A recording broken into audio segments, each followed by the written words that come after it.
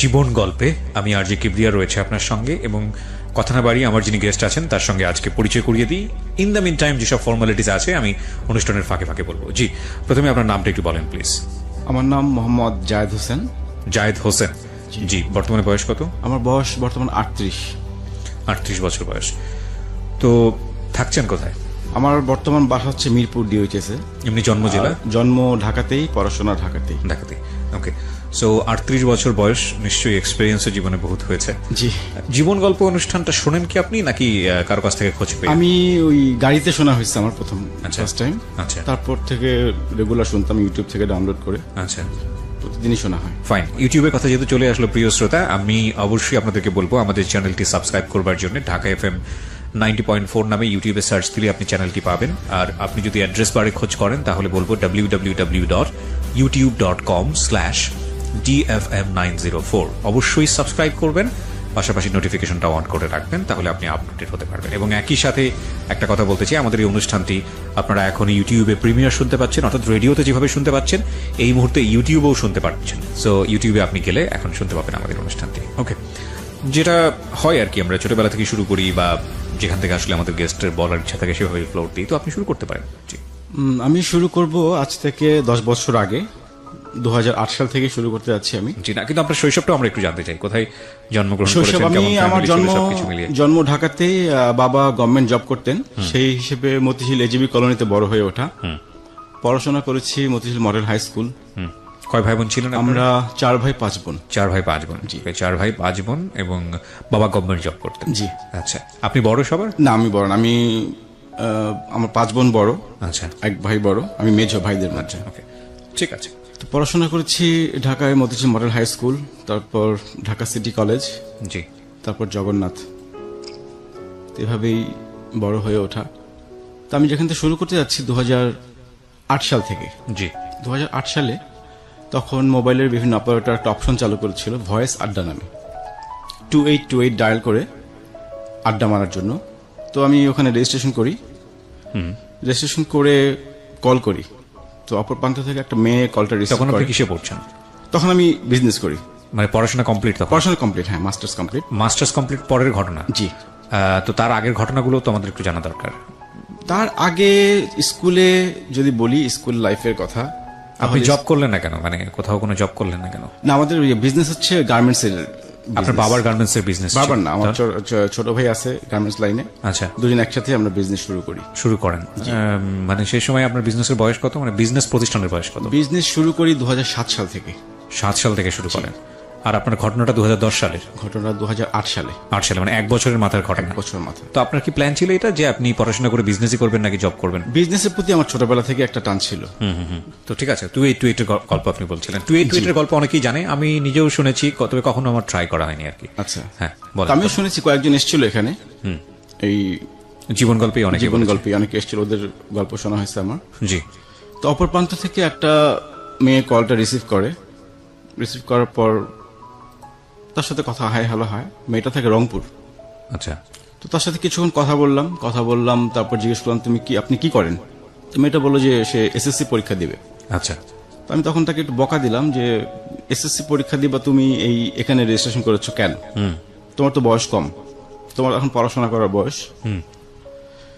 তো বললো যে রেজিস্ট্রেশন আসলে আমি করিনি, আমার বোন করেছে। আমার যে বড় বোন আছে, ওর বোন রেজিস্ট্রেশন করেছিল। তো তারপর তার সাথে বেশ কিছুক্ষণ কথা বলেছে। আমার নাম্বার চাইলো, আমার নাম্বার দিলাম। তারপর থেকে তার সাথে কথা রেগুলার হতো। তার কণ্ঠটা খুব সুন্দর ছিল, গানও খুব ভালো গেত। এভাবে তার সাথে কথা বলতে বলতে প্রায় 6 মাস কেটে গেল। 6 মাস যাওয়ার পর তখন দেখলাম যে আমরা একে অপরের প্রেমে পড়ে গেলাম। আমিও তাকে পছন্দ করি, সেও আমাকে পছন্দ করে, কেউ কাউকে না দেখি। আচ্ছা। মানে তার সাথে কথা বলতে এত ভালো লাগতো, মানে বিশেষ করে গান শোনা হতো বেশি। ওর গলার ভয়েসটা ছিল ইউনিক। প্রতিদিনই গান শুনতাম। তো একটা সময় ওই আমাকে জিজ্ঞেস করলো যে আমি তাকে পছন্দ করি কিনা, আমি তাকে ভালোবাসি কিনা। তো আমি যখন বললাম হ্যাঁ আমি তোমাকে ভালোবাসি, তখন সেও রিপ্লাই দিল যে হ্যাঁ সেও আমাকে ভালোবাসে। এভাবে শুরু। মেয়েটা তখন এসএসসি পড়ুয়া? এসএসসি পাস করেছে তখন। আচ্ছা, এসএসসি পাস করেছে তখন। আপনি তখন মাস্টার্স পাস করে আপনি বিজনেস শুরু করেছেন? বিজনেস করছি, জি। তারপর এভাবে কথা বলতে চলতে থাকার পর একটা সময় আমি বললাম যে এক কাজ করো, তুমি তো আমাকে দেখোনি। সে তো কিন্তু আমাকে ডিসিশন দিয়ে দিয়েছে যে হ্যাঁ সে আমাকে পছন্দ করে, লাভ করে। তাই বলে তুমি আমাকে দেখোনি, এক কাজ করো, আমি তোমাকে আমার ছবি পাঠাই, তুমি দেখো, তুমি তোমার ডিসিশন চেঞ্জ করতে পারো। তো একটা পর্যায়ে তখন তোর মেসেঞ্জার ছিল না, তো মাল্টিমিডিয়া অপশন একটা ছিল ছবি পাঠানোর জন্য। জি। তো ওর আবার মাল্টিমিডিয়া সেটও ছিল না। যাই হোক, ওর বড় বোনের মাল্টিমিডিয়া সেট ছিল। ওর বড় বোনের মোবাইলে আমি আমার কয়েকটা ছবি পাঠাই। আচ্ছা। আমার ছবি পাঠাই, তো ছবি দেখে সে আমাকে পছন্দ করে না। আচ্ছা। ছবি দেখে বললে যে না আমার পছন্দ হয়নি। ডিরেক্টলি বলে দেয়? ডিরেক্টলি বলে, সরাসরি বলে দেয়, কোনো ভূমিতা করে না। বললো যে আপনি দেখতে অনেক বুড়া, বয়স্ক। আমার সাথে তাদের বয়সের গ্যাপ হচ্ছে 12 বছর। জি। যাই হোক, তখন আমাদের কথার প্যাটার্ন চেঞ্জ হয়ে গেল, কথা বন্ধ হয়নি। তখন সে আমাকে জিজ্ঞেস করতেছে আমি কবে বিয়ে করব, আমি কেন বিয়ে করি না, আমার বিয়েতে তারা খুব মজা করবে, আমার বিয়েতে ওরা সবাই আসবে রংপুর থেকে ঢাকায়। ওকে। তো ভালো কথা। এভাবে কিছুদিন চলার পর আমার বাসা থেকে বিয়ের ব্যাপারে আলোচনা করে। তো নভেম্বরের 10 তারিখে আমার বিয়ে ঠিক হয়। নভেম্বর 10 তারিখে বিয়ে ঠিক হয়। আমি ওকে 2 তারিখে জানাই ফোনের মাধ্যমে যে আমার তো বিয়ে ঠিক হয়েছে। তো আমি যখন এই খবরটা তাকে দেই, সে কিছুক্ষণ চুপ করেছিল। বিয়ে হয় ঠিক হয় মানে আমি ঠিক বুঝলাম না। আমার ফ্যামিলি থেকে আমার বিয়ে ঠিক হয় আরেক জায়গায়, ওর সাথে আর আমার সম্পর্ক ওইরকম নাই। আচ্ছা। সে আমাকে বলতেছে আমি যাতে অন্যত্র বিয়ে করি। আচ্ছা। মানে সে তো আমার ছবি দেখে আমাকে পছন্দ করেনি। আপনি তাকে দেখেছিলেন তখন? না, আমি তাকে তখন দেখিনি। আমি বলেছিলাম তুমি দেখতে কেমন, সেটা আমার কাছে কোনো ফ্যাক্ট না, তার কণ্ঠটা আমার কাছে এরকম ভালো লেগেছিল। আচ্ছা, বাই দ্য ওয়ে, আপনি মাস্টার্স কমপ্লিট করেছেন, এর আগে আপনি কারোর সাথে কোনো ধরনের মেন্টালি জড়িয়ে যাওয়া, প্রেমে করা বা প্রেমে পড়া? স্কুল লাইফে আমার একটা অ্যাফেয়ার ছিল। আমি যখন স্কুলে পড়ি 2 বছরের একটা রিলেশন ছিল। আমি যখন ক্লাস 8-এ পড়ি। ওটার এন্ডিং কি ছিল? এন্ডিং ছিল যখন এসএসসি পরীক্ষা দিলাম। হ্যাঁ। এসএসসি পরীক্ষার পর মেয়েটা চলে গেল এক জায়গায়, আমি চলে গেলাম আরেক জায়গায়। দুজন দুই দিকে যাওয়া। তখন মোবাইল ফোনটা অ্যাভেলেবেল ছিল না, তো যোগাযোগ করাটা কন্টিনিউ হয়নি। সেই কারণে ওর সঙ্গে যোগাযোগ ওরকম হয়নি। ওকে, ঠিক আছে। এরপর তারপরে আপনার এই ফোনে এই ধরনের একটা সম্পর্ক জি, এরপর কারোর সঙ্গে রিলেশন হয়নি আমার, সময় পাইনি ওরকম। তো ওর সাথে এইভাবে অনেক কিছু শেয়ার করলাম, সেও তার লাইফের অনেক কিছু শেয়ার করলো। আমার একটাই কথা ছিল তুমি দেখতে কেমন, আমার কাছে এটা কোনো ফ্যাক্ট না। তারপর ও যখন বললো যে আমাকে ছবি দেখে পছন্দ করে নাই, তখন আমার বাসা থেকে বিয়ের ব্যাপারে কথাবার্তা বলে। বিয়ে ঠিকও হয় আরেক জায়গায় নভেম্বরের 10 তারিখে 2008 সালে। ওকে। তো আমি ওকে 2 তারিখে জানাই যে আমার তো বিয়ে ঠিক হয়েছে। এই খবরটা পাওয়ার পর সে কিছুক্ষণ চুপ করেছিল।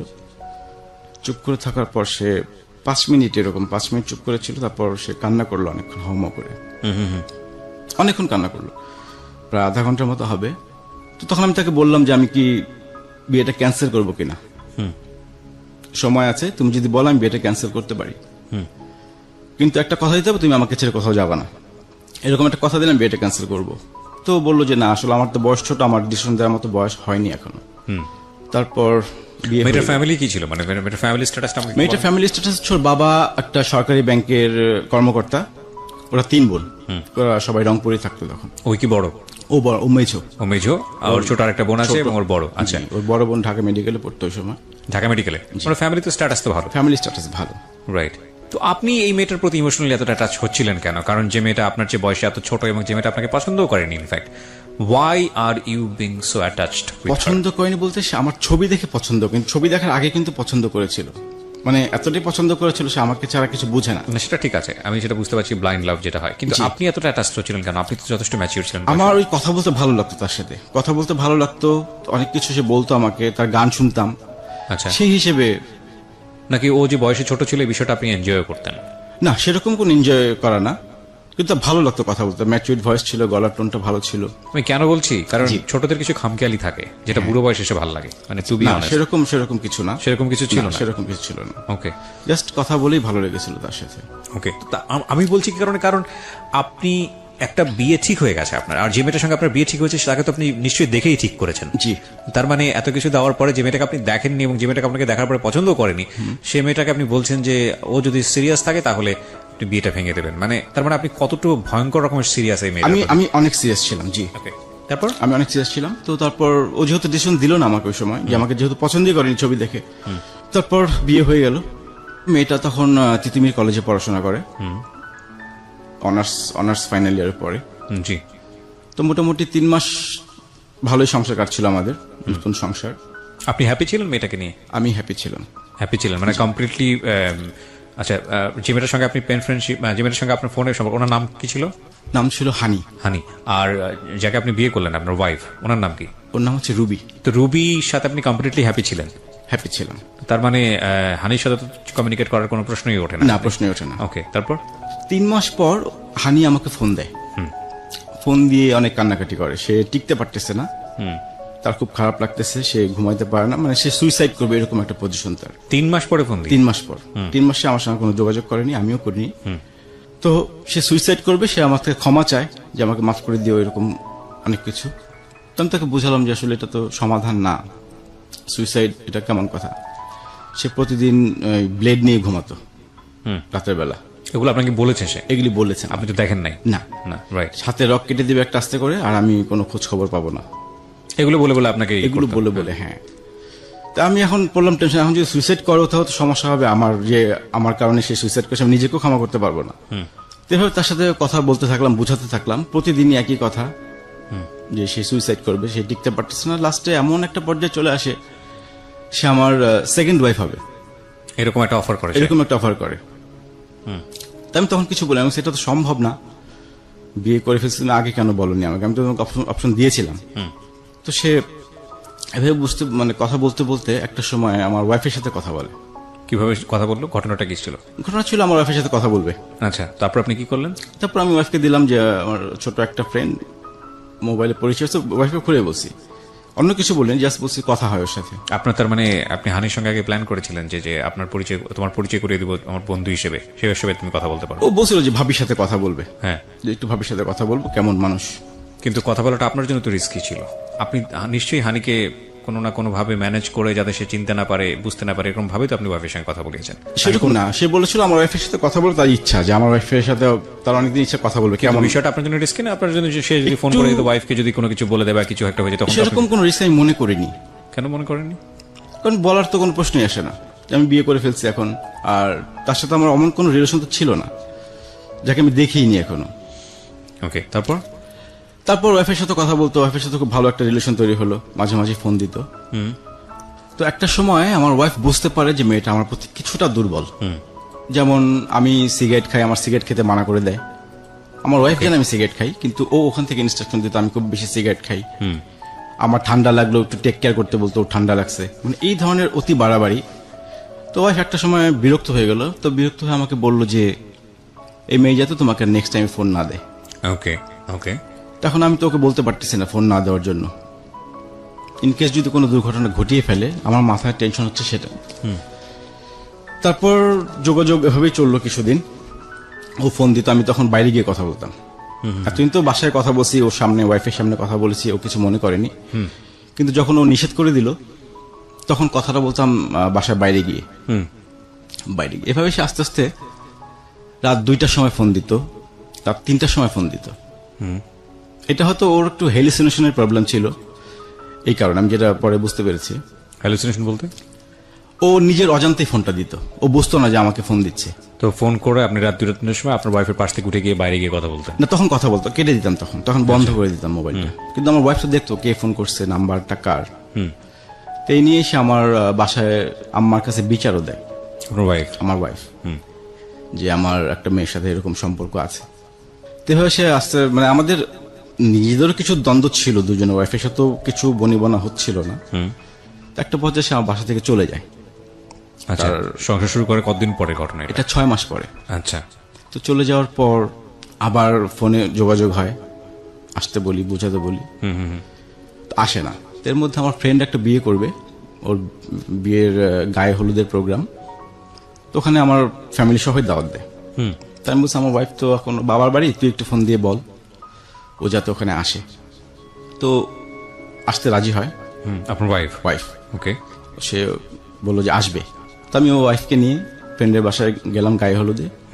তো দিন আরেক ফ্রেন্ডের বাসায় ছিলাম আমরা রাতে। জি। থাকার সময় আমরা ফ্রেন্ডের আড্ডা মারছিলাম, কাঠ খেলছিলাম আর কি, 4 ফ্রেন্ড মিলে। জি। তেমন সময় আমার মোবাইলে ফোন আসে, হানি ফোন করে রংপুর থেকে। তো ফোনটা আমার ওয়াইফ ধরে তাদের মধ্যে অনেক ঝগড়া হয়, অনেক গালিগালাজও চলে। আপনার সামনে? সেটা আমার সামনে না, আমরা তো পাশের রুমে কাঠ খেলছি। আচ্ছা। আরেক রুমে, মানে মোবাইলটা আমি রেখে আসছিলাম পাশে। আপনার ওয়াইফ মানে আপনার ফোন ইজিলি অ্যাক্সেস করতে পারতো? হ্যাঁ, আমার ফোন যে কেউ ধরতে পারত, আমার ওরকম কোনো অপশন ছিল না, রেস্ট্রিকশন ছিল না। তো ফোনে কথা বলে ওদের মধ্যে একটা ঝগড়া হয় যে তোমাকে আমি ফোন দিতে মানা করছি, তুমি কেন ফোন দিছো। বেশ কিছুক্ষণ ঝগড়া হয় ওদের সাথে, ঝগড়া হয়ে পরের দিন সে আবার চলে যায়। তা আমি আমার বাসায় চলে আসলাম, আমি ওর সঙ্গে যোগাযোগ করছি যে কেন আসবে না।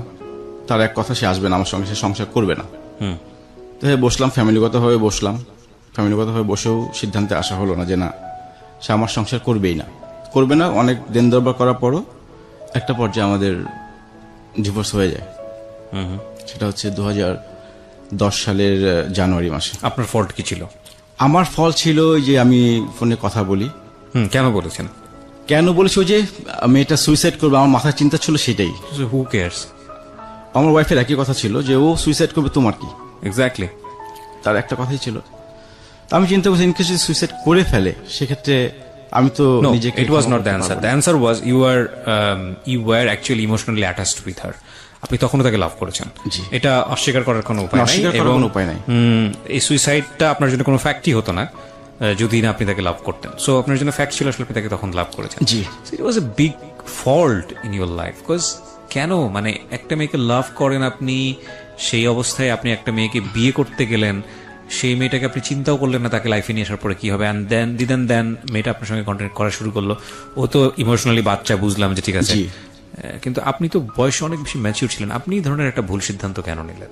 ওই যে আমার যে রিলেশনটা ছিল আমি এটা ভুলতে পারছিলাম না যে আসলে ব্যাপারটা কি হলো। এবং আপনার ওয়াইফ তো কমপ্লিটলি হ্যাপি ছিল আপনার সঙ্গে, আপনিও হ্যাপি ছিলেন। দুজনে আমরা হ্যাপি ছিলাম, 6 মাস পর্যন্ত আমাদের হ্যাপি। কত বছরের সংসার ছিল? 1 বছর। মাত্র 1 বছর? 1 বছর। ওকে, তারপর 1 বছর সংসার করার পর যখন ডিভোর্স লেটার হাতে পাই, ডিভোর্স আমাদের মিউচুয়ালি হয়েছে। আচ্ছা, ওই ম্যাজিস্ট্রেট অফিসে মিউচুয়ালি ডিভোর্স। বলুন আপনি। তারপর 2010 জানুয়ারিতে আমাদের ডিভোর্স হয়ে যায়।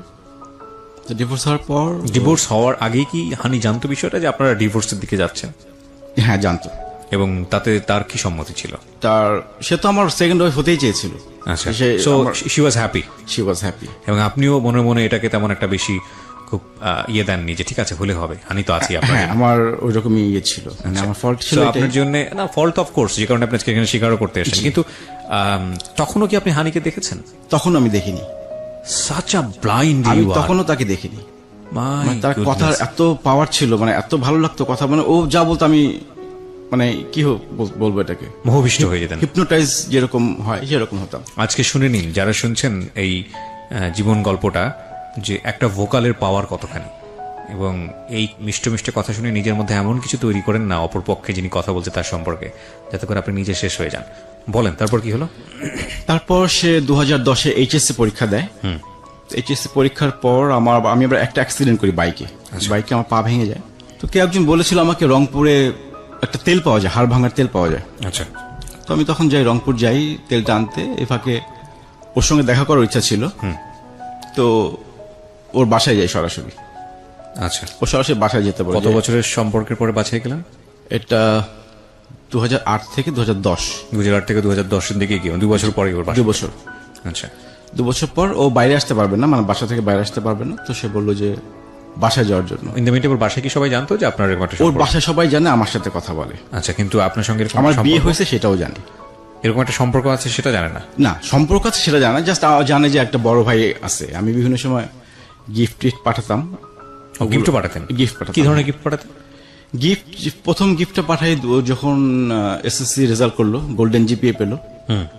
এইসব কথাবার্তা বলেও গোল্ডেন জিপিএ পেয়েছে? হ্যাঁ।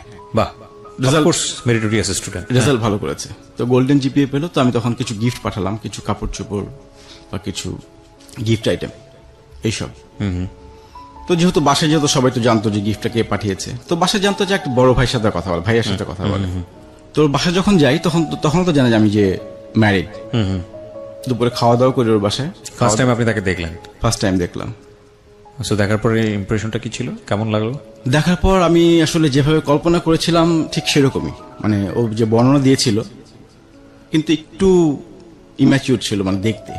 আচ্ছা, মানে আমি যতটা ম্যাচিউর মনে করেছিলাম দেখে আমি কিছুটা হতাশ হয়েছিলাম। হতাশ বলতে মানে এতটা ইম্যাচিউর আমি মনে করিনি, এতটা পিচ্ছি হবে, মানে ফেসের দিক থেকে? ফেসের দিক থেকে, হ্যাঁ। আচ্ছা, যাই হোক, পরে আমাদের শুরু হলো। আবার আমাকে চিঠি পাঠায়, মানে একটা খুব হৃদয় বিদারক চিঠি, যে চিঠিটা পড়লে আমার মানে যতবারই পড়ি ততবারই আমার চোখ দিয়ে পানি পড়ে। ওই সময় কি হাতে দিয়েছিল চিঠিটা? না না, চিঠিটা কুরিয়ার করে দিয়েছিল, মানে দেখা হওয়ার আগে। ওকে, মানে আমার ডিভোর্সের পর। আচ্ছা, যে সেই দিনটার অপেক্ষায় ছিল আমি যাতে তাকে কখনো ছেড়ে না যাই।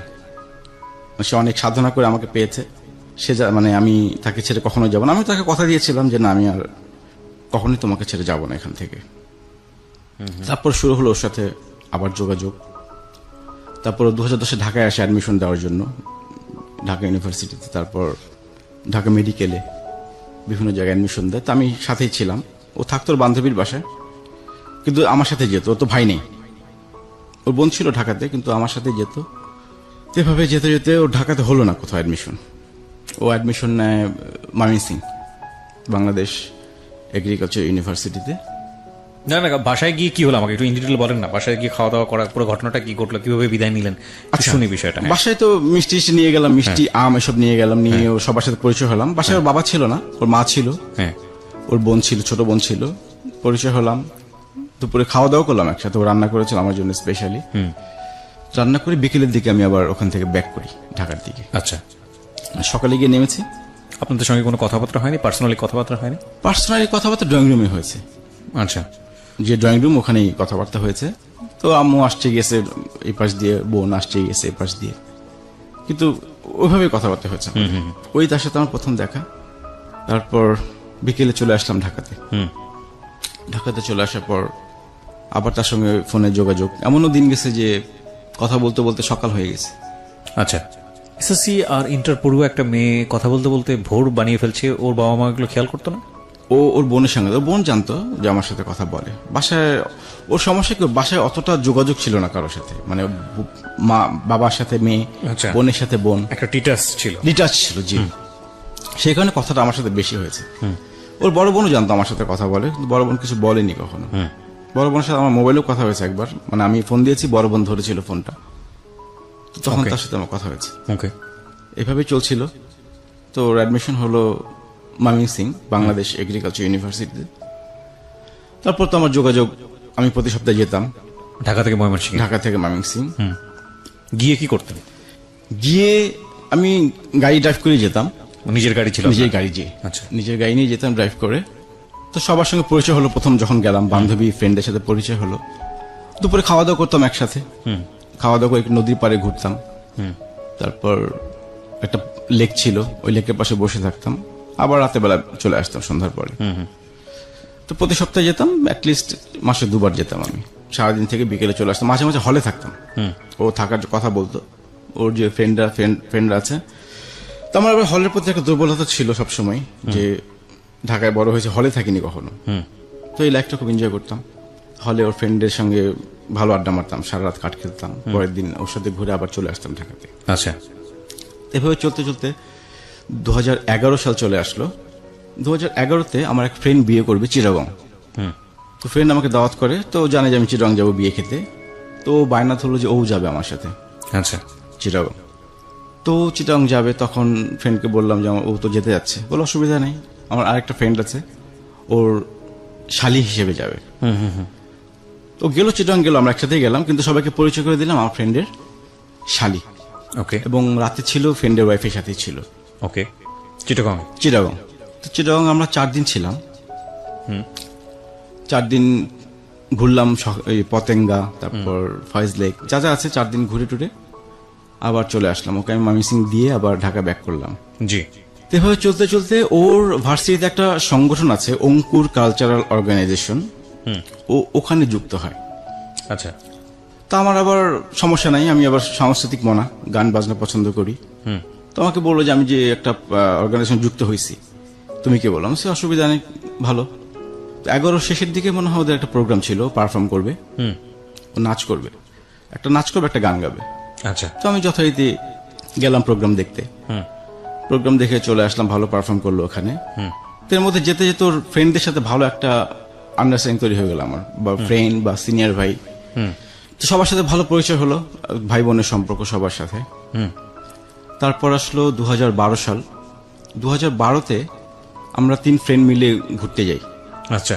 আবার তখন যাই সিলেটে ফ্যামিলি সহ। হানিও ছিল আমাদের সাথে, আমরা 3টা ফ্যামিলি গেলাম। তো হানি আবার যেহেতু আমরা বিয়ে করিনি তখনও, আমার ফ্রেন্ডের ওয়াইফের সাথে ছিল। তো ওখানে সিলেট 3-4 দিন ঘুরে আবার চলে আসলাম ঢাকাতে। এভাবে প্রতি বছরই তো যাওয়া প্রশ্ন। এগুলোর ফ্যামিলি জানতো যে আপনার সঙ্গে এভাবে মুভ করে? ওর ফ্যামিলি জানতো না, ওর ফ্যামিলি কখনোই জানতো না। তো এরপর আসলো 2013-তে গেলাম কক্সবাজার। ওই 3 ফ্রেন্ড মিলে আমরা এবার এভাবেই ঘুরি সবাই।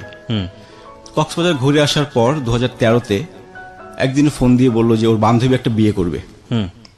বান্ধবী বিয়ে করবে, আমাকে বললো যে বান্ধবী বিয়ে করবে, তোমাকে আসতে হবে আচ্ছা সাক্ষী হিসেবে। ওকে, তুমি সাক্ষী দিবা।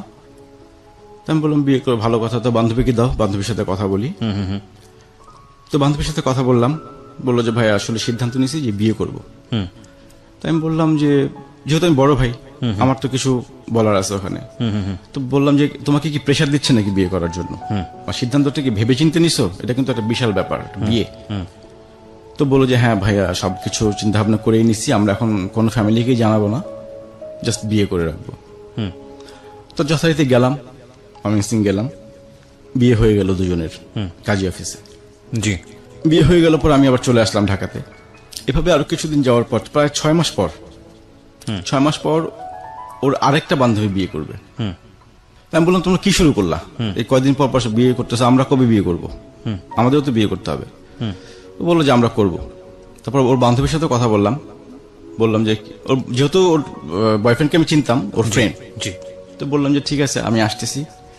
আবার গেলাম, ওই কাজী অফিসে বিয়ে হলো ওদের। আমি ছিলাম বড় ভাই, মেয়ের বড় ভাই। ওকে, জাস্ট এতটুকু বলছিলাম যে ইনকেস কোনো ঝামেলা হলে আমাকে ঝামেলায় জড়াও না, কারণ ঝামেলায় পরে যারা সাক্ষী দেয় তারাই, মামলা মোকদ্দমা যদি হয় সাক্ষীদের উপর কিন্তু। তারপর বান্ধবীর বিয়ে হয়ে যায়। তারপর আসলো 2014 সাল। এর মধ্যে তো ওর ভার্সিটি প্রতি বছর একটা করে প্রোগ্রাম চলে, ওই অঙ্কুরের প্রোগ্রাম, যেটা আমি যাই, সবার সাথে পরিচয় হয় এবং রিহার্সেলও দেখতাম আমি। আমার কাছে ভালো লাগতো রিহার্সেলগুলো দেখতে, এবং ওখানে আমি স্পন্সরও করতাম। মানে ও যা করতো আমার সেটাই ভালো লাগতো, মানে যেভাবেই হোক ওকে হ্যাপি রাখার চেষ্টা করা। তারপর 2014 মে মাসে ও আমাকে ফোন দিয়ে বলতেছে যে বিয়ে করব। তো আমি বললাম বিয়ে করব তো মাথা ঠিক আছে? বলে হ্যাঁ, এত কিছু বুঝি না। বান্ধবীরাও ধরছে ওকে বিয়ে করার জন্য, যেহেতু 2টা বান্ধবী বিয়ে করছে। তাই আমি বললাম যে আসলে ওদের প্রবলেম আমাদের প্রবলেম কিন্তু 2 রকম। আমার কিন্তু একটা ব্যাকগ্রাউন্ড আছে, তোমার ফ্যামিলি অত সহজে মানবে না জিনিসটা। জি। তো বললো যে দরকার হলে বাবা মার পা ধরে বসে থাকবো, তুমি পারবা না বসে থাকতে? হঠাৎ করে ওর বিয়ের ব্যাপারটা মাথায় আসলো কেন? তখনও তো পড়ছিল 14তে, যেহেতু 2টা বান্ধবী বিয়ে করেছে, ওদেরও একটু ইন্সপিরেশন ছিল এই ব্যাপারে। আচ্ছা আচ্ছা, ওদের দল ভারী করার জন্য হতে পারে, বা তখনও কোন ইয়ারের স্টুডেন্ট? 2014 তো থার্ড ইয়ারে পরে। ওকে, থার্ড ইয়ারে। পরে সিদ্ধান্ত নিলাম যে হ্যাঁ ঠিক আছে, আমি তো বিয়ে করবোই, কারণ ওকে ছাড়া তো আর অন্য কোথাও সম্ভব না এখন, চিন্তাও করিনি কখনো।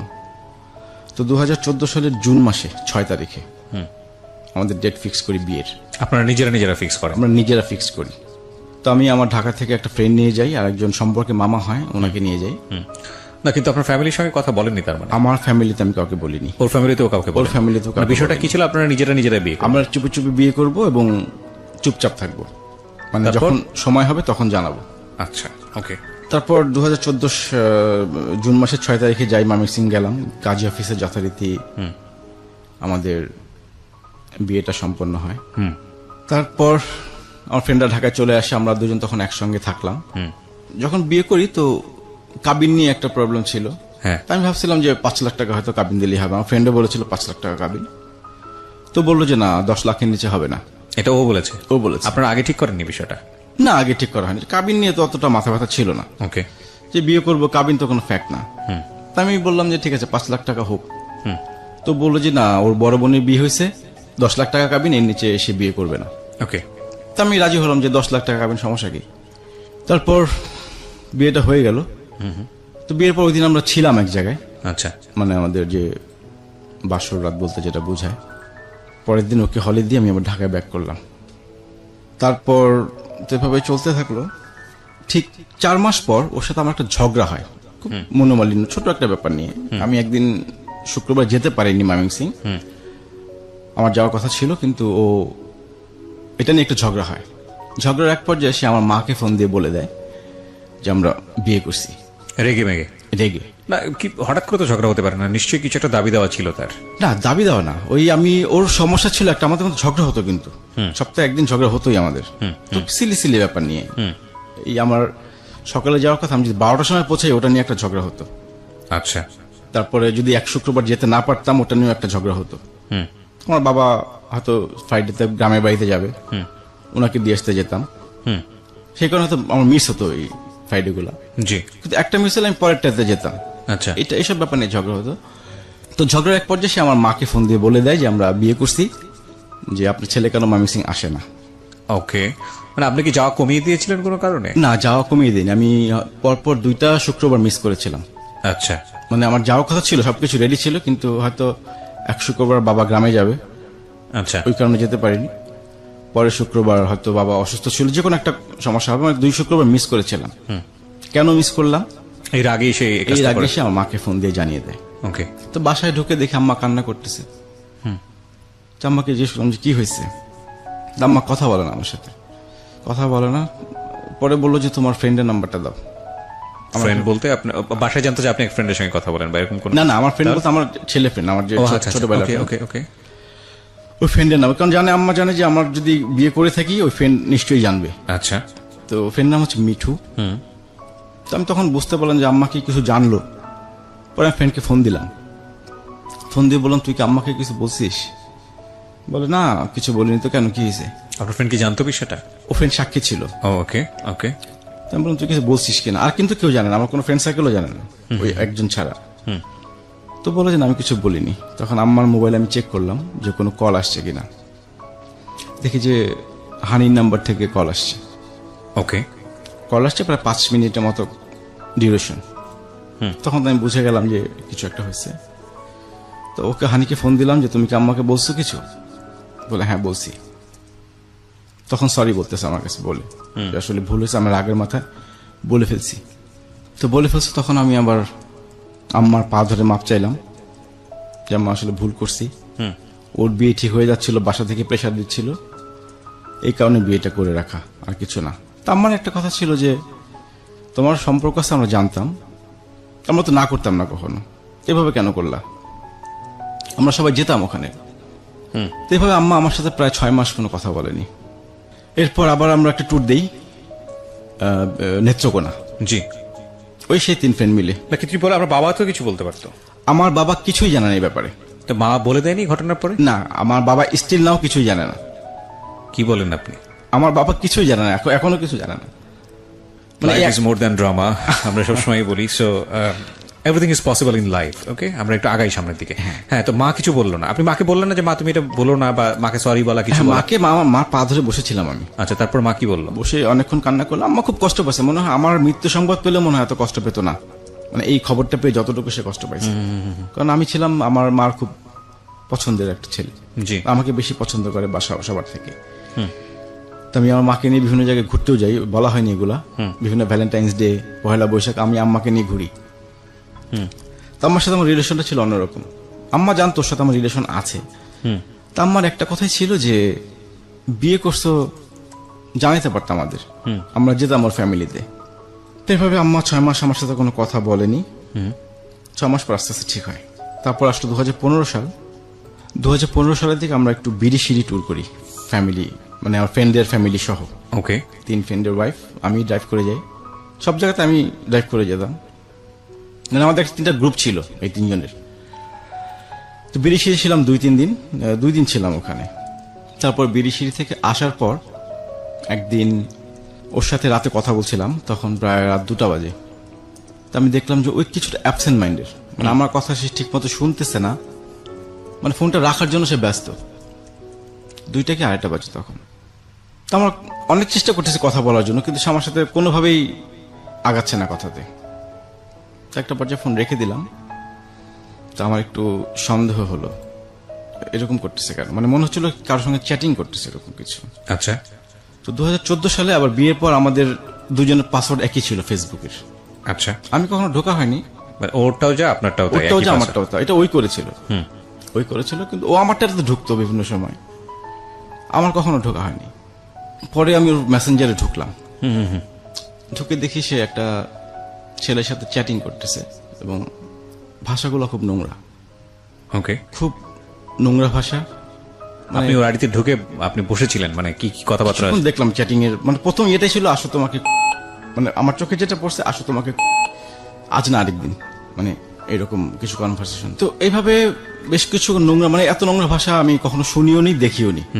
আর ওর সাথে আমার এরকম কখনো হয়নি, প্রশ্নই আসে না। আচ্ছা, এগুলো ধরনের কথাবার্তা কখনো না, কখনো এই ধরনের নোংরা কথাবার্তা ও পছন্দ করতো না, আমি পছন্দ করতাম না।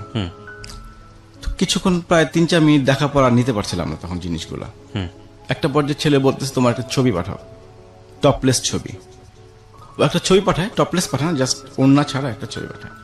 এটা মানে ও পাঠায়, আপনি ওখানে বসে আছেন, আমি দেখছেন? দেখতেছি স্টিল নাও আমার চোখের সামনে। ওকে। ও ছবিও পাঠায়, কিন্তু ছেলে বললো এই ছবি কেন, আমি তো এই ছবি পাঠাতে বলিনি। তো বললো যে এর বেশি পসিবল না। ওকে। এর বেশি পসিবল না। তখন আমি ওকে ফোন দিলাম, আমি পারছিলাম না তখন, মানে আমার সব ভালোবাসা বিশ্বাস এক মুহূর্তে জিরোতে চলে আসলো, যে আমি কি দেখলাম এটা। পরে ওকে ফোন দিলাম যে কি করতেছ। ও বললো যে এক জুনিয়র নক দিছে, একটা রিপ্লাই দিলাম। জুনিয়রটা কে? বলে ঈশিতার কাজিন, ওর বান্ধবী ঈশিতা, ওর কাজিন। ও কি করে, কোথায় থাকে, সবকিছু যখন ও বল তুমি এমন করতেছো কেন, মানে এত কিছু কেন জিজ্ঞেস করতেছি আমি।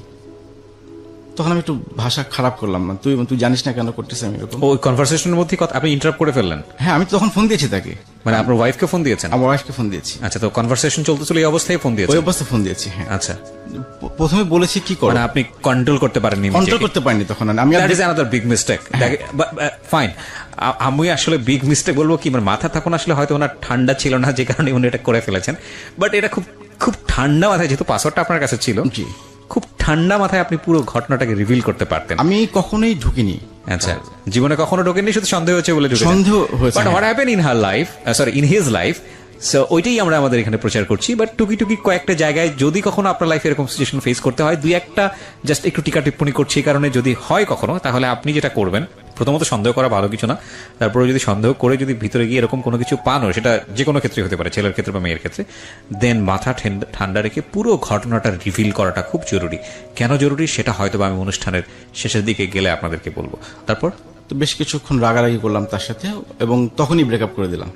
তোমার সাথে ফার্দার আপনি বলেছেন ওকে যে, ওকে বলেছি যে আমি কি দেখেছি বা কি হয়েছে না? হ্যাঁ, ও জানে, ও তখন বুঝতে পেরেছে পুরো জিনিসটা বলে। আমি ওকে স্ক্রিনশট পাঠিয়ে দিয়েছিলাম তখন। ও, আপনি স্ক্রিনশটগুলো নিয়ে নিয়েছেন? 2-3টা নিয়েছিলাম। এগুলো আছে আপনার কাছে এখন? ডকুমেন্টস আছে, আমার কাছে আছে, স্ক্রিনশট আছে। ওকে। তো আমি ওকে আবার এই স্ক্রিনশটে পাঠিয়ে দিয়েছিলাম। তো তখন খুব সরি বললো। আপনি ঘটনাটা জানতে চাইলেন না যে কি হয়েছে তোমাদের মধ্যে? হ্যাঁ, ওই বলতেছে জুনিয়র, তো জুনিয়রের সাথে এরকম রিলেশন কেন তোমার?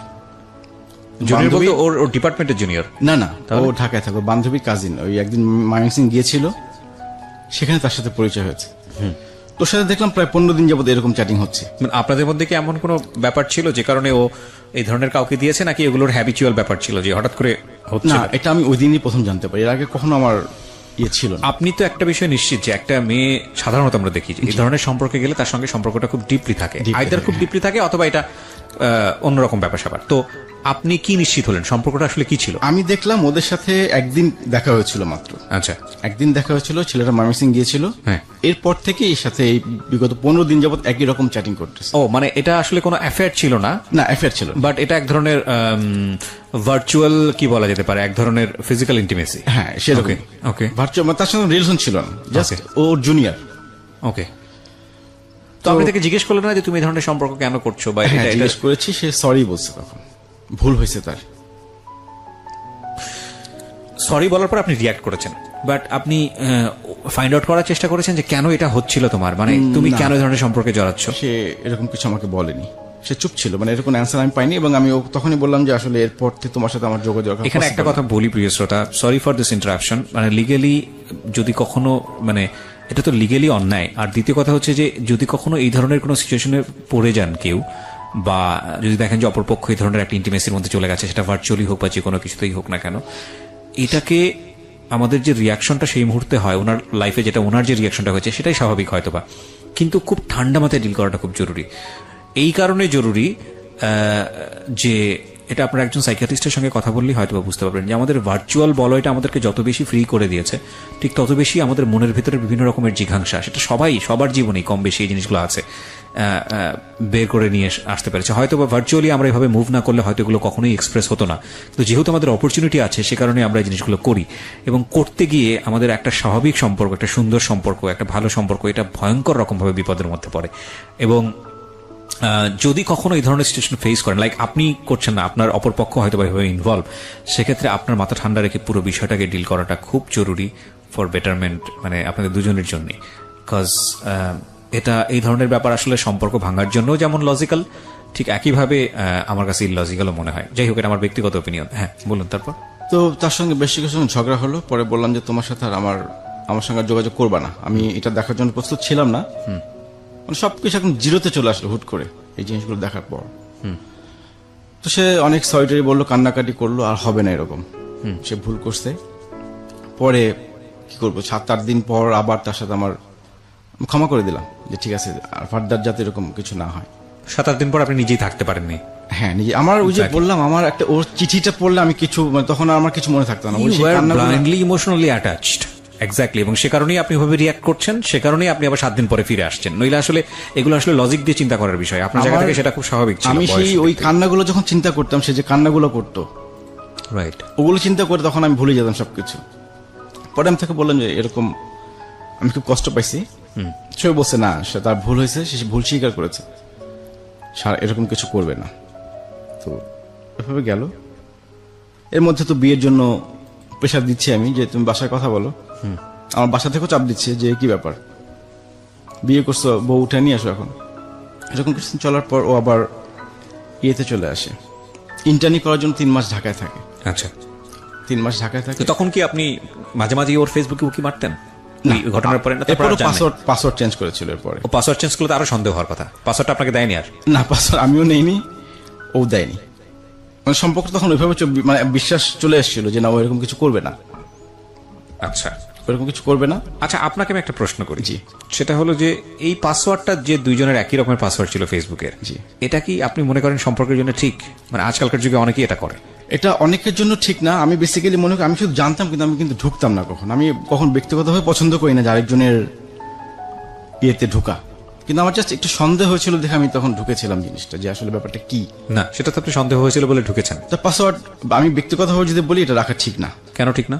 এটা একজন মানুষের ব্যক্তিগত ব্যাপার, সে ইয়ে করতে। কিন্তু আমরা ভালোভাবে এখন বাসি কাউকে, তখন তার ব্যক্তিগত বলে কোনো কিছু থাকে না, আমরা সব বিষয় ইন্টারফেয়ার করতে চাই। সব বিষয় সেই হিসাবে আমাদের পাসওয়ার্ডটা চেঞ্জ করা হয়, মানে একই পাসওয়ার্ড ছিল আমাদের। যে আমি সেটা একটা বিগ মিস্টেক আমরা মনে করি। সেরকম কিছু করছি না, আমার পাসওয়ার্ড জানার অসুবিধা কোথায়? একটা জিনিস মনে রাখবেন, যারা এখানে শুনছেন, যারা ভালোবাসেন এবং যাদের পাসওয়ার্ড এক, তাদের সবার প্রতি সম্মান রেখেই বলছি, ভালোবাসেন, ভালোবাসার প্রতি শ্রদ্ধা আছে, কিন্তু ভালো এমন ভাবে বাইসেন না যাতে একজনের নাক আরেকজনের, মানে আমি আসলে কিভাবে বোঝাবো ঠিক বোঝাতে পারছি না। মানে ইন্টিমেসিটা এমন জায়গায় নিয়ে যায় না যেখানে কোনো ব্রিদিং স্পেস নাই। ওই ব্রিদিং স্পেস না থাকলে গ্রো করা যায় না, একটা সময় মরে যায়। হ্যাঁ, তো প্রত্যেকটা মানুষেরই ব্যক্তিগত আছে। আপনি যেটা বিশ্বাস করেন আর না করেন সেটা আপনার বিষয়। আপনি হয়তো আপনার সাইড থেকে মনে করতে পারেন, না না, আমার গার্লফ্রেন্ড কখনোই এরকম হতে পারে না, আমি তাকে এত ভালোবাসি।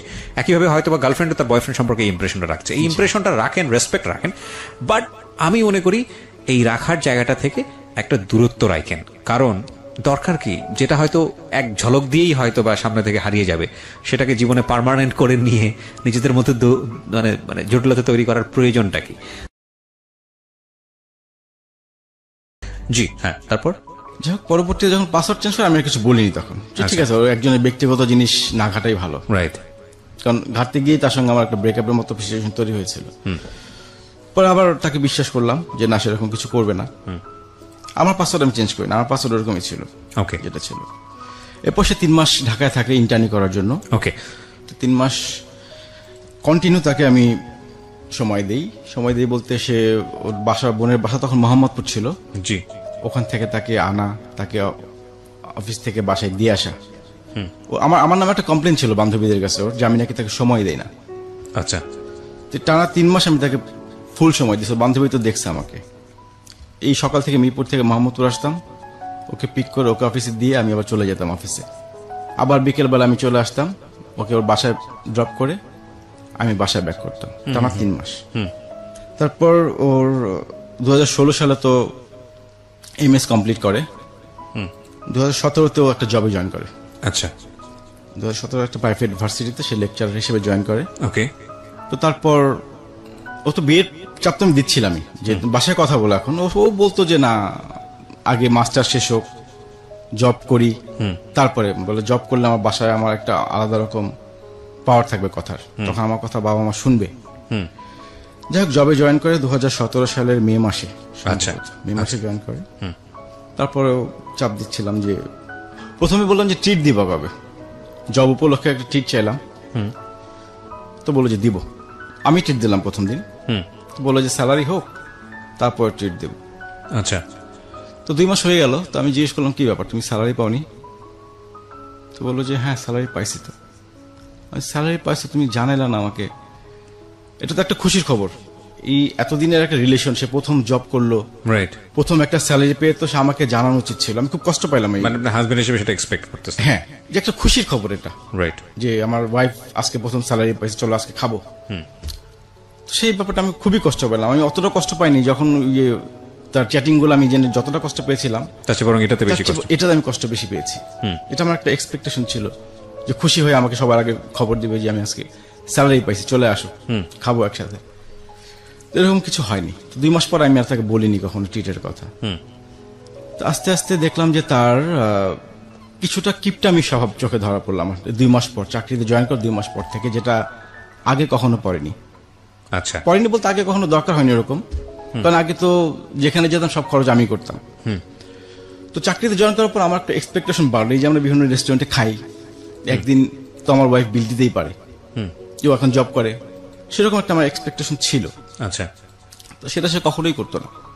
তো এই যে তার একটা কিপটামি সব ধরা পড়লো আস্তে আস্তে। এটা ভালো লাগতো না আপনার? আমার ভালো লাগতো না, একদিন তো বিল দিতেই পারে, আমি তো এত বছর দিয়ে আসলাম তাকে, সে যা চাইছে, সার জামা কাপড় এভরিথিং, অনেকগুলো বলে লাভ নাই, যা যা দরকার ছিল। না, ওয়াইফ কিপটে হোক সেটাতে সমস্যা নাই, কিন্তু হাজবেন্ডের ক্ষেত্রে কিপটে হওয়াটা খারাপ, মানে ভালো না। এটা এটা এটা এটা কোনো হাজবেন্ডই পছন্দ করে না। আমার খুব খারাপ লাগতো এই জিনিসগুলো, কিপটামি নেই। আমি কিপটা পছন্দ করতাম এমনিতেও। দুজনের ক্ষেত্রে কিপটা হবেন না প্লিজ। আমি ওপেন ছিলাম, আমি 2 হাত ভরে খরচ করছি তার জন্য। ওকে, মানে এবং এই যে বিভিন্ন জায়গায় গেছি, সব 5 স্টার হোটেল বলেন, মানে এভরিথিং, আমার এইসব ব্যাপারে কোনো কম্প্রোমাইজ করিনি তার সাথে। তো এইভাবে আস্তে আস্তে তার কিপটামি স্বভাবগুলো ধরা পড়লো। তো আমি কখনো বলি যে ঠিক আছে, কিপটা নিয়ে আমার সংসার করতে হবে। আস্তে আস্তে কিপটামিটা চরম আকার ধারণ করতেছে। আমি কি বলতে যাচ্ছি না, বললে আবার বেশি ছোট লোকই দেখা যাবে। না না, বলেন বলেন, আপনার কাছে যেটা যেরকম লেগেছে সেরকমই তো বলবেন, সমস্যা কি? হ্যাঁ। তো একদিন ও বাজার করবে। আচ্ছা, বাজার করবে, তো আগোড়ায় ঢুকলাম দুজনে, ঢুকে দুজন বাজার করছি। ও প্রায় 1700 টাকার বাজার করলো। এর মধ্যে আম্মা ফোন দেয় আমাকে যে আসার সময় 2 ডজন ডিম নিয়ে এসো। তো আমিও 2 ডজন ডিম কিনলাম। এখন ডিম কিনে যখন বিল দিব, দুজনে বিল দিতে গেলে তো খারাপ দেখা যায় জিনিসটা, দুজন একসঙ্গে শপিং করলাম, বিল দুজন কিভাবে দেয় আলাদা আলাদা। তোকে বললাম তুমি বিলটা তো আমি দিচ্ছি তোমাকে পরে। তো বিল দিয়ে দিল। তো যখন বাসায় যাও, নামার সময় ওকে আমি 200 টাকা দিয়ে যে বিলটা রাখো। ও যখন টাকাটা নিল, তখন আমি লজ্জায়, মানে আমি লজ্জা পাচ্ছিলাম যেটা কিভাবে নিল সে। অ্যাটলিস্ট তো বলতে পারতো যে টাকাটা লাগবে না। এই ছোট ছোট বিষয়গুলো কিন্তু খুব মারাত্মক, খুব মারাত্মক। এটা হয়তো তেমন কিছু না 200 টাকা, কিন্তু এটা 2 কোটি টাকার পরিমাণ ক্ষতি। আসলে ভ্যালু নির্ধারণ করা সম্ভব না, আমি যে কারণে এভাবে বললাম। তাও মানে ভেরি ভেরি মানে ভেরি আগলি। এবং আমি বলছি না ওনার ওয়াইফ ওনার ক্ষেত্রে ইনজাস্টিস হয়েছে, বাট এটা সবার ক্ষেত্রেই হয় কম বেশি। দেখবেন যে দুজন মানুষ দুজনকে অনেক ভালোবাসে, কিন্তু দুজন মানুষ যখন একই ঘরের মধ্যে থাকা শুরু করে, তখন দেখবেন যে অনেক ভুলগুলো চোখে পড়ে। সো আমরা মনে করি বিয়ে তো করেই ফেলেছি, ঠিক আছে, এবার যেরকম ইচ্ছে সেরকম ভাবে বাঁচি। বিগেস্ট মিস্টেক ওই সময় থেকেই ভাঙন শুরু হয়। সো বিয়ের পরে অন্তত 1, 2, 3, 4 বছর নিজেকে ঘরের মধ্যেও কিছুটা হলেও প্রেজেন্টেবল জায়গাটা রাখা, ইটস ভেরি ইম্পর্টেন্ট। আমি ঘর বলতে শুধু ঘর বোঝাচ্ছি না, আচার আচরণ সব দিক থেকেই বোঝাচ্ছি। হ্যাঁ, তো এটা তো আমি খুব কষ্ট পাইলাম যে আসলে এরকম কেন। অ্যাটলিস্ট না করতে পারতো না, লাগবে না। যত বছর তো আমার পেছনে কম টাকা খরচ করিনি, 200 টাকার। যাই হোক, পরে খুব কষ্ট পেলাম। পরে ওর বান্ধবীকে ফোন দিলাম আমি। ওর বান্ধবীকে ফোন দিয়ে বললাম আচ্ছা একটা এমসিকিউ অ্যান্সার দাও তো। বলে কি ভাইয়া? তোমার বান্ধবী একটা কিপটা, মিতব্যয়ী, হার কিপটা। ওকে বলছেন এটা? ওর বান্ধবীকে। ওর বান্ধবীকে? আছে। আমি বান্ধবীকে বলছি একটা আমাকে এমসিকিউ অ্যান্সার দাও। বলে কি ভাইয়া? যে তোমার বান্ধবী একটা কিপটা, কঞ্জুস, হার কিপটা, মিতব্যয়ী, কোনটার মধ্যে পড়ে? তো বান্ধবী হেসে দিয়ে বলো ভাইয়া সবগুলা। বলে কেন, আপনি জানতেন না? আসলে আমি কি করে জানবো, আমার পক্ষে তো জানা সম্ভব ছিল না। আমি তো কখনো এই অ্যাটিটিউড গুলো দেখিনি, যে এখন খেয়াল করতেছি জিনিসগুলা। ওকে। তো পরে মেনে নিলাম জিনিসগুলো, যে ঠিক আছে কিপটা হলে ভালো, যে আমার অ্যাটলিস্ট সঞ্চয় করতে পারবে, আমার খরচগুলো কমাইতে পারবে অ্যাটলিস্ট। আমি আবার একটু খরচ বেশি করি, আচ্ছা, সেই হিসেবে ভাবলাম যেটা কোনো সমস্যাই না। তারপর ও আবার জবে জয়েন করার পর থেকে একটা অনলাইন বিজনেস শুরু করে, ওকে, কাপড় চোপড় করার জন্য। তো আমি বিভিন্ন সময় যেতাম ওর সাথে, শপিং টপিং যেতাম। তো অনলাইন বিজনেস শুরু করার পর একদিন আমরা একটা রেস্টুরেন্টে খাচ্ছিলাম, খাওয়ার অবস্থা ওর মোবাইলটা বন্ধ হয়ে যায়। ওকে, ওর মোবাইল ওর রিপ্লাই দিচ্ছিল অনলাইনের কাস্টমার যারা নক করছিল ওদের রিপ্লাই দিচ্ছিল। তোর মোবাইল বন্ধ হয়ে যাওয়ার পর সে আমারটা দিয়ে লগ ইন করে। ওকে, আমার মোবাইল দিয়ে লগ ইন করে, একটা পর্যায়ে আমার মোবাইলও বন্ধ হয়ে যায়, চার্জ শেষ হয়ে যায়। তো পরে তাড়াতাড়ি করে বাসায় চলে গেল, যেহেতু রিপ্লাই আসতেছে কাস্টমারদের রিপ্লাই দিতে হবে। ও বাসায় চলে গেল, আমি বাসায় চলে গেলাম। তো বাসায় গিয়ে মোবাইল অন করে কল দিলাম যে বাসায় চলে আসছি আমি।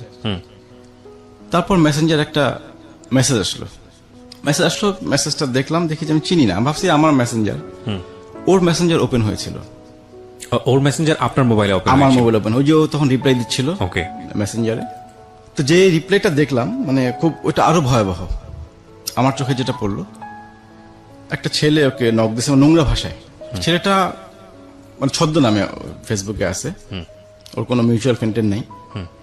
তো একটু উপরের দিকে উঠলাম, দেখি যে নোংরা যত ভাষা আছে ওর শরীরের বর্ণনা যেভাবে দিল, আরো উপরের দিকে উঠলাম আস্তে আস্তে।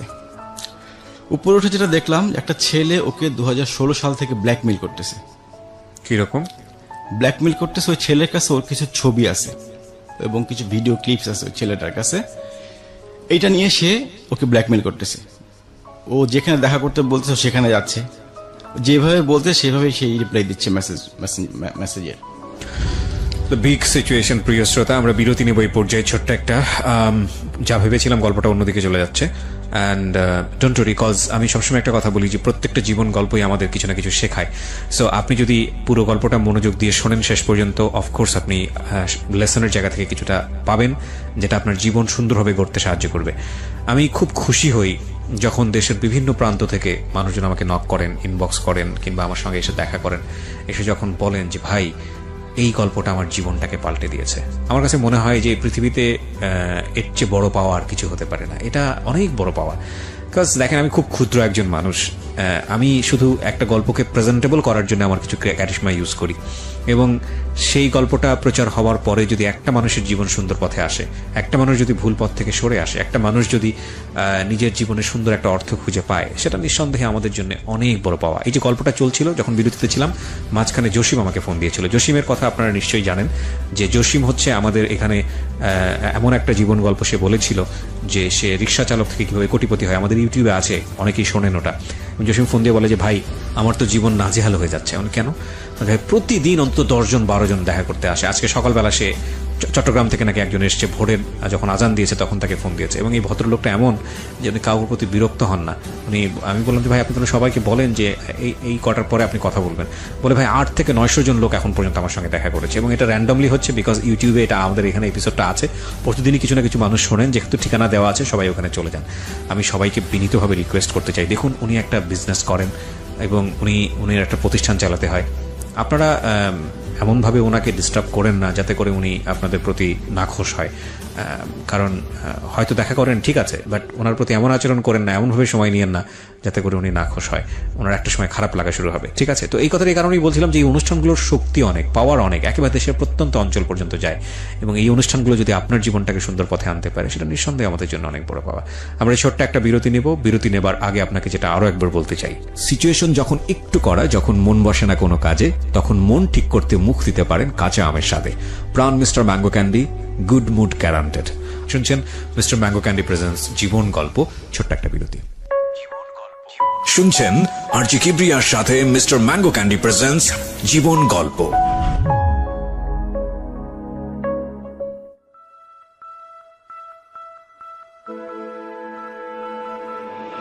Love, hate, challenge, motivation, lies, truth, impossible, virtue, morality, something beyond entertainment.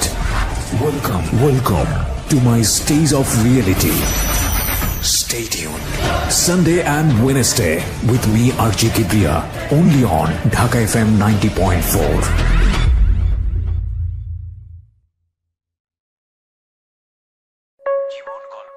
শুনছেন আরজি কিবরিয়ার সাথে মিস্টার ম্যাঙ্গো ক্যান্ডি প্রেজেন্টস জীবন গল্প।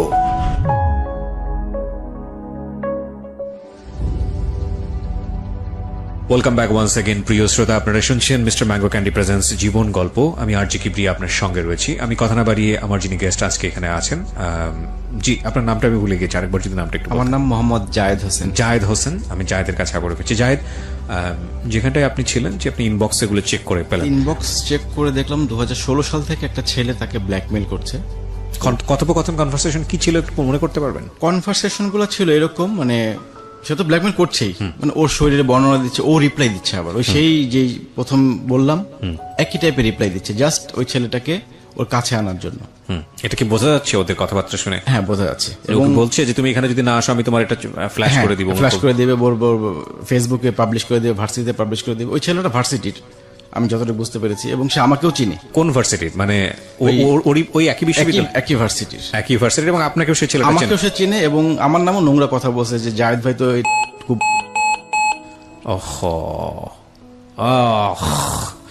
তো বুঝতেই পারছেন একজন হাজবেন্ডের এইসব জিনিস দেখার পরে মাথা ঠিক থাকাটা খুবই অস্বাভাবিক ব্যাপার। হ্যাঁ, তো তারপর ওই ছেলেটাকে সে দেখা করতে বলতেছে ক্যাম্পাসে। ছেলেটা ও যাচ্ছে দেখা করতে, কিন্তু ছেলেটা আসতেছে না। ওর সাথে লোকজন নিয়ে গেছে। ছেলেটা বলতেছে তুমি তো, তোমার সাথে অমুক অমুক ছিল। সে বলে দিচ্ছে ছেলেটার সাথে কে কে ছিল, যে তুমি লোকজন নিয়ে আসছো কেন, তুমি একা আসতে বলছি তোমাকে। এভাবে ওই ওখানে একটা আমবাগান নামে জায়গা আছে, ও আমবাগানও দেখা করতে বলছে। সে আমবাগানও গেছে ছেলে পেলে নিয়ে, মানে ওর পাশে ছেলে পেলে ছিল, কিন্তু সেই ছেলেরা সবই জানতেছে ও কি করতেছে। এভাবেই তার সাথে অনেক নোংরা নোংরা কথাবার্তা সে মাঝখানে রিপ্লাই দিছিল, এবং এই সেই স্ক্রিনশট গুলো নিয়ে ও বিভিন্ন জনকে দিচ্ছে যে ছেলেটাকে দেখার জন্য, এই ছেলেটাকে চিনে কিনা। ওখানে নোংরা ভাষা ছিল। তো আমার কথা হচ্ছে যে ছেলেটাকে চিনতো না, ও চিনতো না ছেলেটাকে। ছেলেটা ছদ্মনাম ইউজ করতেছে। আচ্ছা আচ্ছা, ছেলেটা ছদ্মনাম ইউজ করতেছে, এবং ওর কোনো মিউচুয়াল ফ্রেন্ডও নাই। সে একটা মানে ফেক আইডি দিয়ে তার সঙ্গে এইভাবে কথোপকথন চালিয়ে যাচ্ছে। কিন্তু ও তো খুব ভালো করে বোঝার কথা যে এই ছবিগুলো কাকে দিয়েছে না দিয়েছে, সেটা সে বুঝে, মানে বের করার খুব চেষ্টা করছে। তার মানে ও যদি না বের করতে পারে তাহলে আমার বিষয়টা এরকম ছিল যে ও র্যান্ডমলি অনেকের সাথে বিষয়গুলো করতো, আমি গেস করছি, আমার ধারণা। নইলে তো ওর যদি একজন দুজনের সঙ্গে করে থাকে তাহলে তো ডেফিনেটলি বের করে ফেলার কথা, কিন্তু যদি র্যান্ডমলি হয়ে থাকে তাহলে হয়তো বের করতে পারবে না, এটাই স্বাভাবিক। ওকে, তারপর তো এভাবে তার মাথা নষ্ট দেখলাম। ওই ছবিগুলো সে কিভাবে উদ্ধার করবে, থানায় জিডি পর্যন্ত করছে সেইটার জন্য। আপনি কিভাবে বুঝলেন? ওখানে করছে, লেখা আছে, জিডির স্ক্রিনশট পাঠিয়েছে। হ্যাঁ, জিডি স্ক্রিনশট পাঠিয়েছে যে জিডি করছে থানাতে। তা আমি বললাম এত কিছু আমি জানি না। পরে আমি ফোন দিলাম, এই ছেলেটা কে? ওই ছবিগুলো কি ওখানে ছিল যে ছবিগুলো পাঠিয়েছে? না, ছবিগুলো ছিল না। ছবিগুলো ছিল না, কিন্তু ওর বডির খুব নোংরা ভাষায় বর্ণনা ছিল। এই স্ক্রিনশট গুলো সে আবার বিভিন্ন বড় ভাইদের দিচ্ছে যে এই ছেলেটাকে বের করার জন্য, ছেলেটা কে হতে পারে। তো ওখানে কিছু নোংরা ভাষা টাষা ছিল। তো ওগুলো আমার কথা, একটা জিনিস 5 জন দেখতেছে, দেখে কি ধারণা করতেছে এই জিনিসগুলো নিয়ে। তো সবাইকে স্ক্রিনশট পাঠানোর দরকার নেই। তোকে প্রথমে বললাম এই ছেলেটা কে।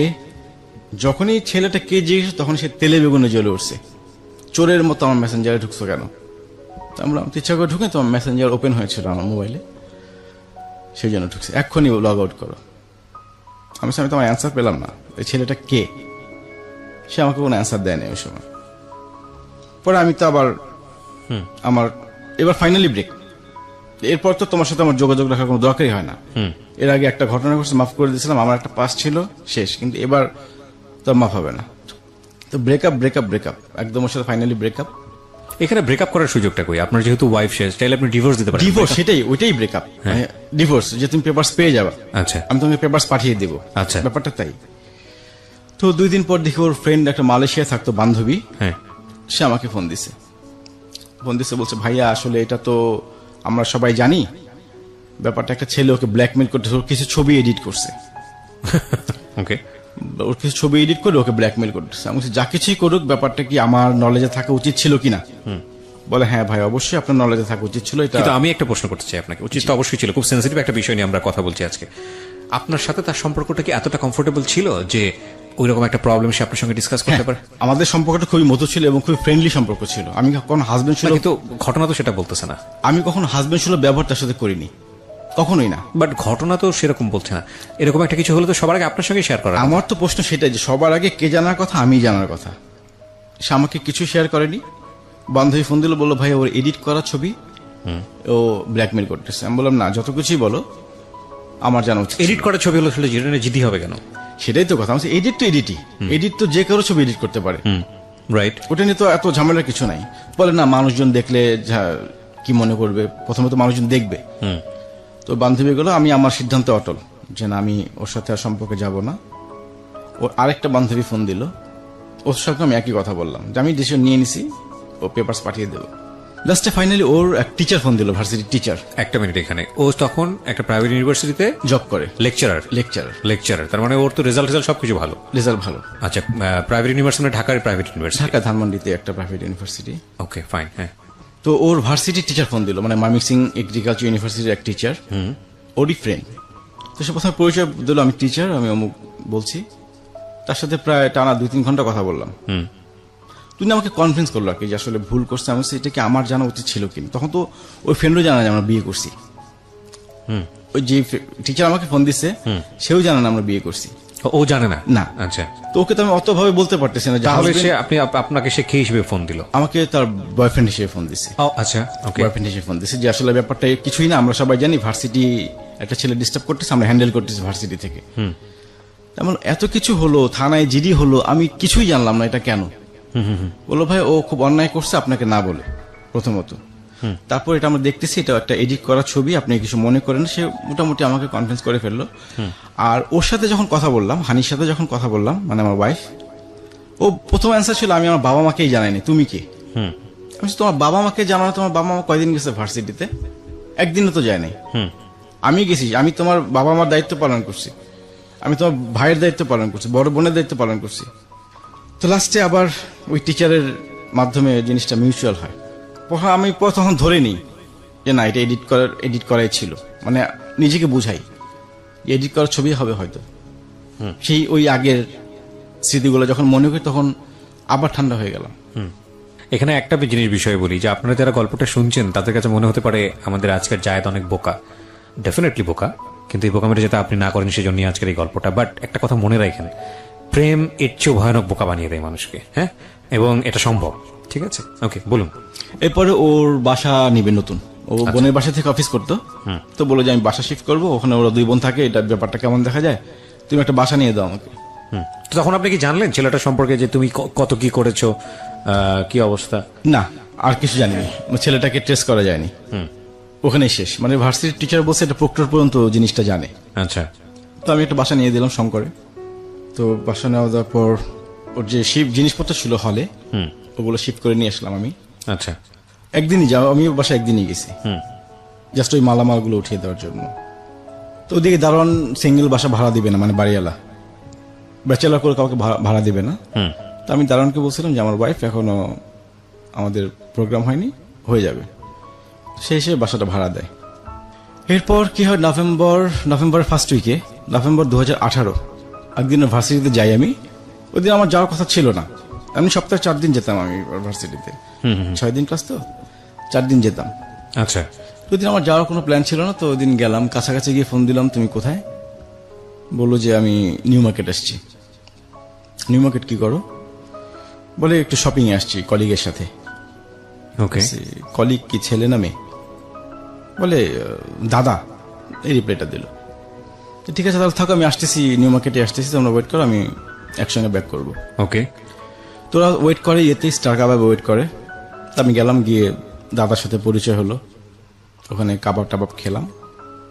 খেয়ে বিল তো আমি আজীবন দিয়ে আসছি, তা আমিও বিল বের করবো, এমন সময় আমার ওয়াইফ বলতেছে যে বিলটা দিয়ে দাও। আগবাড়িয়ে বললো জিনিসটা, বিল তো আমি দেবো। তো বিল দিয়ে চলে আসলাম। বলতেছি কারণ আছে একটা, বিলের কথাটা পরবর্তীতে ক্লিয়ার হবে। জি। তো ওকে নামিয়ে দিয়ে পর দাদাকে নামাইতে গেলাম বাসায়। দাদার ওখানে দাদা আবার অফার করলো, চায়ের অফার করলো, আসছেন চা খেয়ে যান।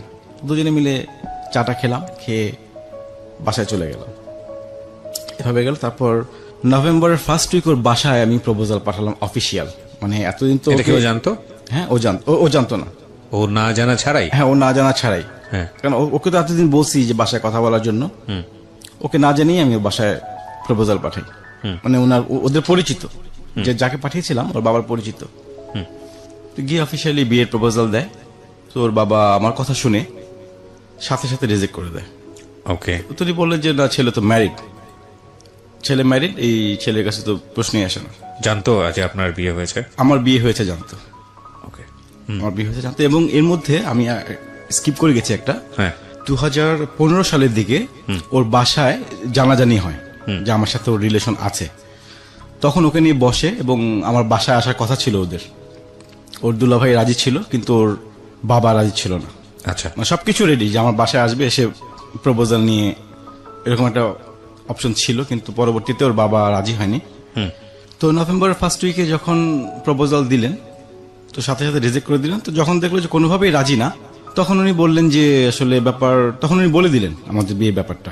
আচ্ছা। যে ওরা তো 3 বছর আগে বিয়ে করছে, এখন তো কি করবেন করেন। তো বিয়ের কথা শুনে ও বাবা বললো ঠিক আছে তাহলে ঢাকা যান, আমি ঢাকা আসতেছি 2 দিন পর, তখন কথা বলবো সাক্ষাতে। তো উনি 2 দিন পর ঢাকা, উনি কোন প্রকার রিয়াক্ট করেনি? ঠান্ডা মাথায় পুরো বিষয়? ঠান্ডা মাথায়, হ্যাঁ। ওকে। তো উনি 2 দিন পর ঢাকায় আসলেন। ঢাকায় এসে হানি সহ বসলেন, ওদের ফ্যামিলিগত ভাবে, বোন সহ, দুলাভাই সহ। তো হানিকে জিজ্ঞেস করছে যে বিয়ে করছো কিনা। তো হানি বলছে 3 মাস আগে বিয়ে করছি। 3 বছর না বলে 3 মাসের কথা বলছে। তো ওকে বললো যে ঠিক আছে, তোমার চাকরি করার দরকার নাই, তুমি রংপুর চলে আসো, তুমি চাকরি ছেড়ে দাও। আর ওর ছোট বোনকে বললো বড় বোনের বাসায় গিয়ে থাকার জন্য, বাসা ছেড়ে দেওয়ার কথা বললো। ভালো কথা ভেবে চললো কিছুদিন, 1 সপ্তাহ 2 সপ্তাহ চলার পর দেখলাম যে না, ও জব করছে, ওর বোনও ওই বাসায় আছে। তো তখন আমি বললাম তাহলে তোমার বাসা থেকে কি একটা রেজাল্ট আসছে বলো, আমি 1 তারিখে বাসা নিচ্ছি, ডিসেম্বরের 1 তারিখে আমি বাসা নিচ্ছি। হয় এসপার নয় ওসপার, হয় তোমার ফ্যামিলিকে রাজি করাতে পারবা, আদারওয়াইজ তুমি চলে আসবা। ও আর কথা বললো না বাসায় কারোর সাথে, মানে বারবার জিজ্ঞেস করলে জিনিসটা অ্যাভয়েড করে যাবে সবসময়। তো এভাবে চললো। চলার পর এর মধ্যে নভেম্বরের 26 তারিখ ওর বার্থডে। আচ্ছা। তো প্রতি বছর যে দিনটা আমাদের দুজনের জন্য স্পেশাল, বিগত 2010 থেকে কখনো মিস করিনি। জি। এবং ও খুব সারপ্রাইজ পছন্দ করে। তো যথারীতি গেলাম ওর বার্থডেতে। ওর বার্থডেতে যাওয়ার আগে আমাদের একটা প্ল্যান ছিল, ট্যুর ছিল ইয়েতে, কাপ্তাই রাঙ্গামাটি, ওই ফ্রেন্ডরা সহ। তো প্ল্যান করেছিলাম, কিন্তু ও গেল না। ও বললো যে ওর ছুটি নেই, ছুটি ম্যানেজ করতে পারছে না, বলে তোমরা গিয়ে ঘুরে আসো। তো আমরা গিয়ে ঘুরে আসলাম, ও ছাড়া। ফ্রেন্ডের ওয়াইফরা গেল, ওখান থেকে আসলাম, ব্যাক করলাম 25 তারিখে। ইচ্ছা ছিল যে ওখানে ওর বার্থডে পালন করবো 26 তারিখ। তো যেহেতু গেল না, 25 তারিখে ব্যাক করলাম ঢাকায়। ব্যাক করে 26 তারিখে ওর জন্য কিছু গিফট কিনলাম, কেক, ফুল কিনে একটা ফাস্টফুডের দোকানে বসলাম। তখনও আসে নাই, ওর আসতে আরো 1 ঘন্টা দেরি। আচ্ছা। ওর ক্লাস ছিল। তো দেরি দেখে আমি জিনিসগুলো ওখানে রেখে গেলাম ওই ফাস্টফুডের দোকানে। ওর ক্যাম্পাসে, ওকে ফোন দিলাম যে আমি ক্যাম্পাসে আসছি। ও বের হয়ে আমার হাতে শুধু গিফট দেখে একটু মন খারাপ করলো। ওকে। যে শুধু গিফট, কেক নাই, ফুল নাই। তো রিক্সায়, গাড়ি তো পার্ক করে আসছি আমি যেখানে ছিলাম ওখানে, রিক্সা নিয়ে আসছি। তারপর রিক্সায় বলতেছে যে কি ব্যাপার, কেক আনো নাই? তাই আমি বললাম না, কেক আনা হয়নি, আজকে একটু অন্যভাবে পালন করবো, আমরা পিজা কাটবো। প্রতি বছর তো কেক কাটি, এবার পিজা কেটে আমরা বার্থডে পালন করব। আচ্ছা। তো গেলাম পিজা শপে, গেলাম, যখন পিজা অর্ডার দিই তখন সে কান্না করতেছে হাউমাউ করে। আচ্ছা। যে বছরে একটা দিন আসে বার্থডে, এটা তো প্রতি বছর প্রতিদিন হয় না, একটা কেক তো আনতেই পারতা। তো যখন দেখলাম অবস্থা বেগতিক, তখন আমি ওয়েটারকে ইশারা দিলাম। তো ওইটা তখন কেক আর ফুল নিয়ে আসলো। তো তখন সে খুব খুশি হলো যে আসলে হেসে দিল। পরে কেক টেক কেটে রাতে ডিনার করে ওকে বাসায় নামিয়ে দিয়ে আমি চলে আসলাম। তারপর আমি বলতে থাকলাম যে তুমি বাসায় কথা বলো, অ্যাটলিস্ট একটা কিছু জানাও। আমি ডিসেম্বরে বাসা নিয়ে নিছি অলরেডি, ভাড়া বাসা। বাসা থেকে প্রেশার দিচ্ছে আমাকে। তারপর ডিসেম্বরের 31 তারিখ আমার বার্থডে। ভালো কথা, ডিসেম্বর 24 তারিখ আমরা আবার শপিং করি দুজনে মিলে। ওকে। আমি ওকে বললাম যে তুমি আসো, আজকে আমরা শপিং করবো। তো ডিসেম্বরের 24 তারিখ শপিং করলাম, শপিং করে ওকে বাসায় দিয়ে চলে আসলাম। 31 তারিখ আমার বার্থডে। 31 তারিখে রাতে ও আমাকে একটা ভয়েস ক্লিপ পাঠায় মেসেঞ্জারে, সুন্দর একটা ভয়েস ক্লিপ। ও ওই ক্লিপটা আমি একটু শোনাতে যাচ্ছিলাম সবাই। It's a very personal thing, যদি প্রয়োজন হয় আমি আপনার কাছ থেকে শুনতে চাইবো, সমস্যা নাই। আপনাকে হয়তো কিছু না কিছু সুন্দর করে কথা বলেছে, ঠিক আছে, প্রয়োজন নাই, আমি চাচ্ছি না। কারণটা হচ্ছে কি, কিছু সাইবার অ্যাক্ট হয়েছে ইদানিং, আমরা জানি যে উইদাউট এনি পারমিশন কারো ভোকাল এটা পাবলিকলি পারমিশন মানে এক্সপোজ করা, এটা আইনত অন্যায়। এবং যেহেতু এটা আপনার ওয়াইফ হিসেবে সে আপনাকে দিয়েছে, আপনি একটা রাইট আপনার আছে এটা আপনার কিপ করার, কিন্তু আপনি এটা তার অনুমতি ছাড়া এটাকে এক্সপোজ করতে পারবেন না। আপনি হয়তো পার্সোনালি প্রুফ হিসেবে আমাকে শোনাতে পারেন, কিন্তু লাখ লাখ মানুষের সামনে এক্সপোজ করলে সে লিগ্যালি এটার এগেইনস্ট অ্যাকশন নিতে পারবে। সো আমরা এটা চাইবো না। খুব সুন্দর একটা ভয়েস, ঠিক আছে, বাট সিচুয়েশনটা কি দাঁড়িয়েছে আমরা পুরো গল্পটা আগে শুনি, তারপর। তো আমার রাতে একটা ভয়েস ক্লিপ পাঠায় আমাকে সুন্দর দেখে, আমার বার্থডে উইশ করে। পরের দিন আমি আসি ওর ক্যাম্পাসে, আমার আসতে একটু দেরি হয়। আমি ফোন দিলাম ওকে, তুমি কোথায়? বললো যে ও ধানমন্ডিতে শঙ্করে আছে।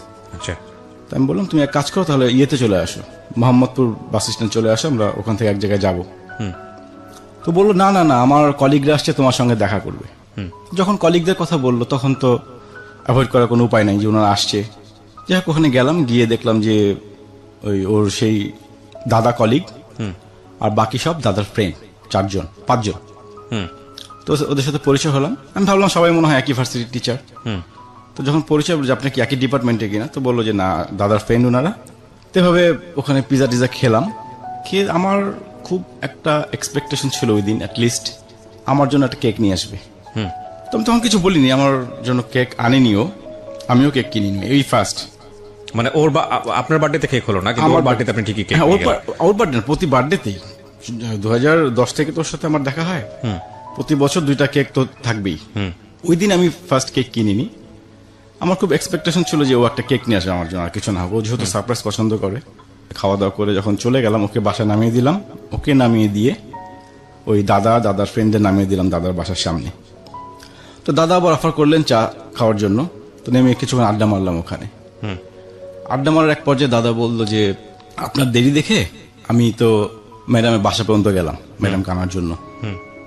ঠিক এতটুকুই কথা, আর কোনো কথা না। আমি যেতেই পারি, ম্যাডামের বাসায় যাবে ম্যাডামকে আনার জন্য। তো ওখানে চাটা খেয়ে বিদায় নিলাম। তারপর আমার ওয়াইফকে ফোন দিলাম যে তোমার কি গত 26 তারিখের কথা মনে আছে? বলো কেন? আজকে কেকের জন্য তুমি কান্না করতেছিল। আজকে আমার খুব একটা এক্সপেকটেশন ছিল যে অ্যাটলিস্ট এখন তুমি জব করো, একটা কেক আমি আশা করছিলাম, অ্যাটলিস্ট আর কিছু না হোক একটা কেক তুমি নিয়ে আসবে আমার জন্য। আমি খুব কষ্ট পাইছি ব্যাপারটাতে।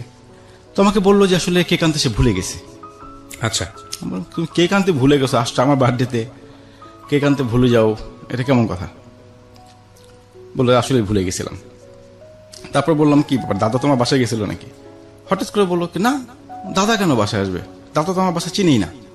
না মানে 4-5 বাসে এই না রিপ্লাইটা দিল, কিন্তু আমার পছন্দ হলো না যে কি ব্যাপার। তো নর্মাল একটা জিনিস, দাদা বাসা আগে নিয়ে আসতেই পারে তাকে।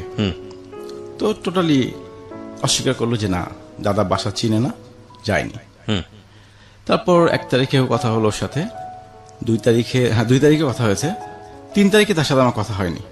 4 তারিখে সে আমাকে বলতেছে তুমি আমার সঙ্গে আর কখনো যোগাযোগ করবে না, আমার ফ্যামিলি দরকার, আমার বাবা মা দরকার, আমি তোমাকে পেপারস পাঠিয়ে দিচ্ছি। হঠাৎ করে কোনো কথা নাই, বার্তা নাই। তাই আমি ভাবলাম যে কি ব্যাপার, ফান করতেছে মনে হয়। তা আমি কন্টিনিউ ফোন দিয়ে যাচ্ছি, ওর একই কথা, আমার বাবা মা দরকার। আমি তো তোমার বাবা মা আলাদা করিনি, ওনারা আছে, ওনারা থাকবেন, সমস্যা কোথায়? বললো না, আমি তোমাকে পেপারস পাঠিয়ে দিচ্ছি। এভাবে 2 দিন পর দেখি যে ও ফোন ধরে না। ওর বান্ধবীকে ফোন দিলাম, বান্ধবী ফোন ধরে না, কেউই ফোন ধরতেছে না। মানে ওর পরিচিত যাদের নাম্বার ছিল আমার কাছে, কেউই ফোন পিক করতেছে না। একজন পিক করলো, আমার ভয়েস শুনে কেটে দিল। তারপর মেসেঞ্জারে নক করতে যাব, তখন দেখি সব ব্লক। ওর যত বন্ধু বান্ধব ছিল আমার সাথে অ্যাড করা, প্রত্যেকেই ব্লক। তো কন্টিনিউ যোগাযোগ করার পর আমি বললাম তুমি তো আসলে এটা কি করতেছো? বলছে না, তার ডিসিশন ফাইনাল, সে পেপারস পাঠাবেই। ওকে, ঘটনাটা ক্লাইম্যাক্স সিচুয়েশনে চলে গিয়েছে। আসলে পেপারস পাঠাবে নাকি পাঠায়নি নাকি পাঠিয়েছে বা জীবনটা আসলে কোন দিকে ঘুরছে সেগুলো নিয়ে একটা বড় ধরনের প্রশ্ন থেকে যায়। বাই দ্য ওয়ে, আমি কিন্তু একটা বিষয় আপনাদেরকে শুরু থেকেই বলার চেষ্টা করছিলাম, গ্যাপ পাচ্ছিলাম না বলে বলিনি। বিরতিতে যাওয়ার আগে বলতে চাই, আমরা কিন্তু এখন থেকে আমাদের এই যে অনুষ্ঠানটি চলে সেটার কিন্তু ভিডিও ফুটেজ দেই হচ্ছে আমার পার্সোনাল যে ইউটিউব চ্যানেলটি আছে সেখানে। সো আপনারা যদি সাবস্ক্রাইব করতে চান অবশ্যই চলে আসবেন, এই মুহূর্তে চলে আসবেন, সাবস্ক্রাইব করতে হবে এবং নোটিফিকেশনটা অন রাখতে হবে। আমার যে পার্সোনাল ইউটিউব চ্যানেলটি আছে সেখানে অ্যাড্রেস বারটি আমি বলছি www.youtube.com/RJKibriya FM, RJKEBRIA FM। ওখানে গিয়ে সাবস্ক্রাইব বাটনে ক্লিক করে নোটিফিকেশনটা অন রাখবেন, তাহলে আপনি আমাদের জি পেপারস পাঠিয়ে দেবে। তারপর তো পেপারস পাঠায়, এর মধ্যে বান্ধবীকে ফোন দিলাম, আরেকটা বান্ধবী, সে ফোনটা ধরলো, আননোন নাম্বার দিয়ে ফোন দিয়েছিলাম। যখন আমার নাম পরিচয় দিলাম তো বললো যে ভাই আপনি বিয়ে করেন তো তাড়াতাড়ি, অন্য কোথাও বিয়ে করার কথা বলতেছে। কি বলতেছে ওগুলা, এতদিনের রিলেশন, মানে সমস্যাটা কি? আমার বান্ধবী তোমাকে পেপারস পাঠাবে, বলছো বাদ দেন, জাস্ট এতটুকু বলে যে বাদ দেন, আপনি তাড়াতাড়ি বিয়ে করেন, আমরা বিয়েটাই খাবো। এভাবে আমি কোনো রেজাল্ট পাচ্ছি না যে কেন। ওর ভার্সিটিতে গেলাম ওর সঙ্গে দেখা করার জন্য, তো দেখি যে দেখা করে না আমার সাথে, কোন ফাঁকে বেরিয়ে চলে যায়। আর ওই সিকিউরিটি গার্ডটা আমাকে সবাই চিনে, নিচে কোনো সিনকেটও করতে পারি না যে জোরাজোরি করবো দেখা করতে। তো তারপর জানুয়ারির 18 তারিখে ওর ভার্সিটিতে যাই, গিয়ে ওর পিছে পিছে যাই, মানে ও যখন ভার্সিটি ক্যাম্পাসটা একটু পার হয় তখন বললো না শুনো তোমার সাথে কথা আছে, দাঁড়াও। ও শুনতেছে না, ওর মতো হাঁটতেছে। আমি সাথে দাঁড়াও, তোমার সাথে কথা আছে, কথা তো শুনবা। ও বললো না কোনো কথা নাই তোমার সাথে। যাই হোক সামনে গিয়ে দাঁড়ালাম এক প্রকার, বললো যে বেশি বাড়াবাড়ি করলে কিন্তু আমি পুলিশ ডাকতে বাধ্য হবো। পুলিশ ডাকতে বাধ্য হবা? কি বলতেছো তুমি? চলো তাহলে থানায় চলো, থানায় গিয়ে কথা বলি। তো এই পর্যায়ে তার জোর করেই কিছুক্ষণ কথাবার্তা বললাম। সে বললো যে না, তার একই কথা, সে পেপারস পাঠাবে, তখনও পাঠায়নি। অ্যাটলিস্ট ফাইনালি সে জানুয়ারির 21 তারিখে পেপারস পাঠিয়ে দেয়। তারপর আমি তাকে অনেক অনুনয় বিনয় করছিলাম। কত তারিখে পাঠায়? জানুয়ারি 21 তারিখ 2018। ওকে ওকে। তারপর আমি অনেক অনুনয় বিনয় করছিলাম যে অ্যাটলিস্ট তুমি পেপারসটা পাঠাও, তুমি সময় নাও, আমি তোমাকে বিয়ের জন্য প্রেশার দিব না, সময় নাও, লাগে আর 2 বছর সময় নাও, তুমি চিন্তা ভাবনা করো, কিন্তু পেপারসটা তুমি পাঠাও না। তো যাই হোক সে পেপারস পাঠিয়ে দেয়। সেই পেপারস পাই ফেব্রুয়ারির 12 তারিখে। ওকে।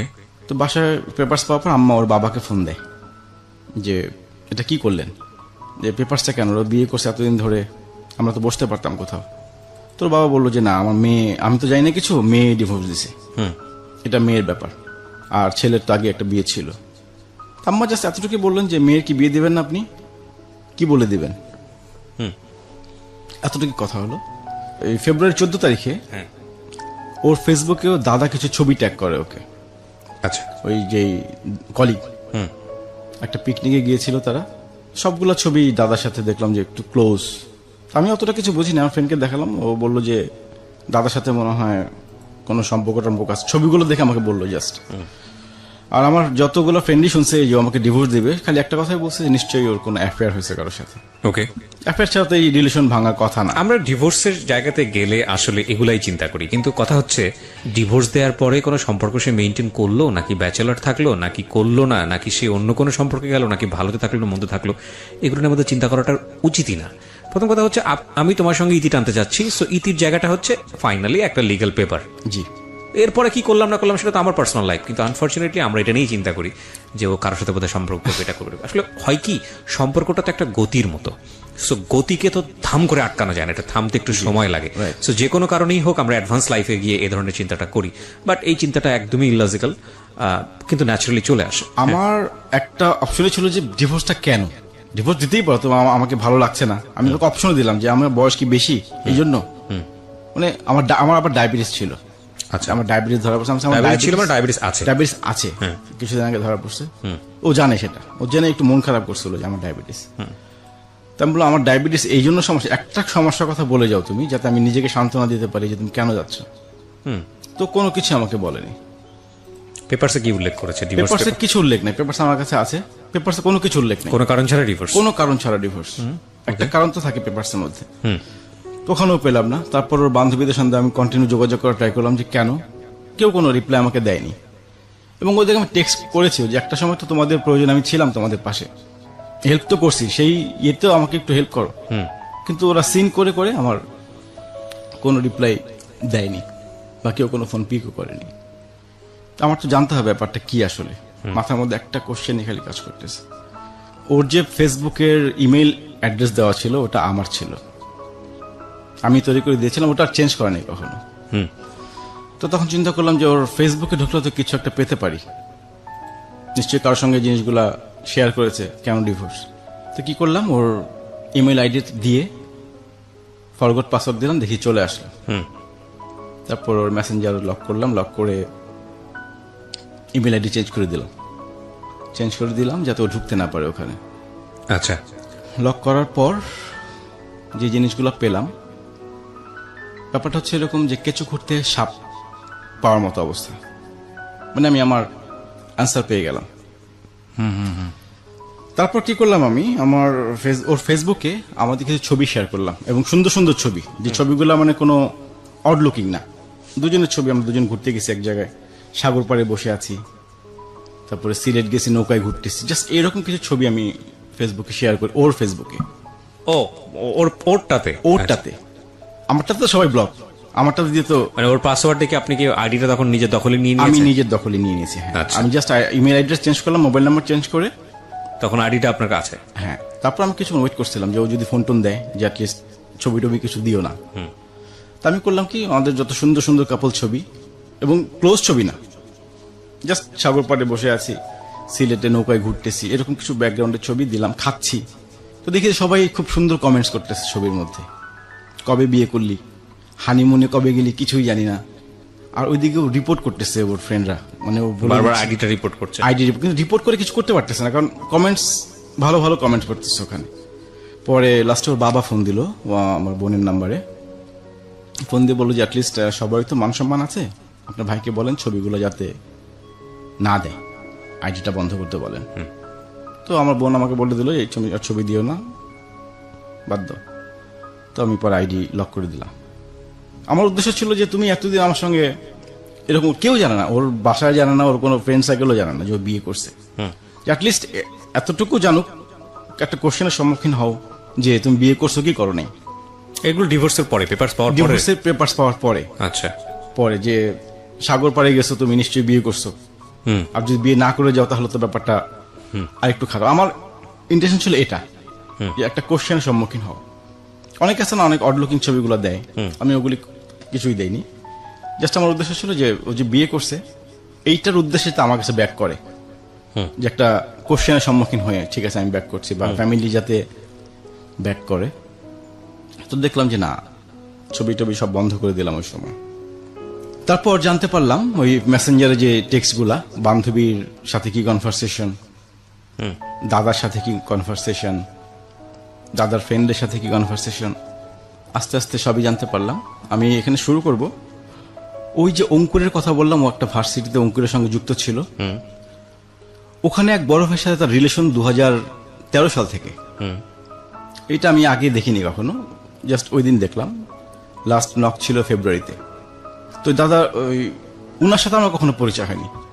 ওই অঙ্কুরের সব বড় ভাইদেরকে আমি চিনি, আমার সাথে খুব ভালো রিলেশন, কিন্তু যার সাথে ওর অ্যাফেয়ার ছিল, বা অ্যাফেয়ার বা পরকীয়াই বলবো আমি, যেহেতু আমার সাথে রিলেশন ছিল তখন, 2013 সাল থেকে তাদের মধ্যে মনোমালিন্য হচ্ছে, আবার ঠিক হচ্ছে, সে একবার ভুল বুঝতে পারতেছে। এই জিনিসগুলো দেখুন অনেকদিন কন্টিনিউ, আমার বিয়ের পরেও তার সাথে কন্টিনিউ ওই ছেলের সাথে। আপনি সবগুলোর স্ক্রিন প্রিন্ট বের করে ফেলেছেন, মানে একদম প্রিন্ট করে বের করেছেন। আপনি পেপারসগুলো আমার কাছে দিয়ে যান, সবগুলো দিয়ে আপনি বলতে থাকেন। না দেখে বলতে পারবো না। হ্যাঁ, আপনার বহু বলার দরকার নাই, আপনি জাস্ট ঘটনাগুলো বললেই হবে। আমি জাস্ট প্রুফ দেখলে আমি হয়তো আমাদের লিসনারদেরকে কিছু একটা বলতে পারবো। খুব বেশি অরুচিকর হলে এগুলো আসলে দেখারও তেমন কোনো ইচ্ছা আমার নাই, কারণ আমরা কারো পরিচয় রিভিলও করিনি এখানে। আপনি জাস্ট আমাকে দেন এগুলো, আমি জাস্ট একটা গ্লান্স আমি বলে যাবো কি ঘটনা ঘটেছে। ওকে, বলুন প্লিজ, বসেন। ওকে, হ্যাঁ, বলতে থাকুন। তো 2013 সালে তার ওই বড় ভাইয়ের সাথে যে কনভারসেশন, ওখানে দেখছি যে সে সরি বলতেছে, সে ভুল করছে, সে অপরাধী, সে নিজেকে অপরাধী। আইডি কি এখনো আপনার দখলে?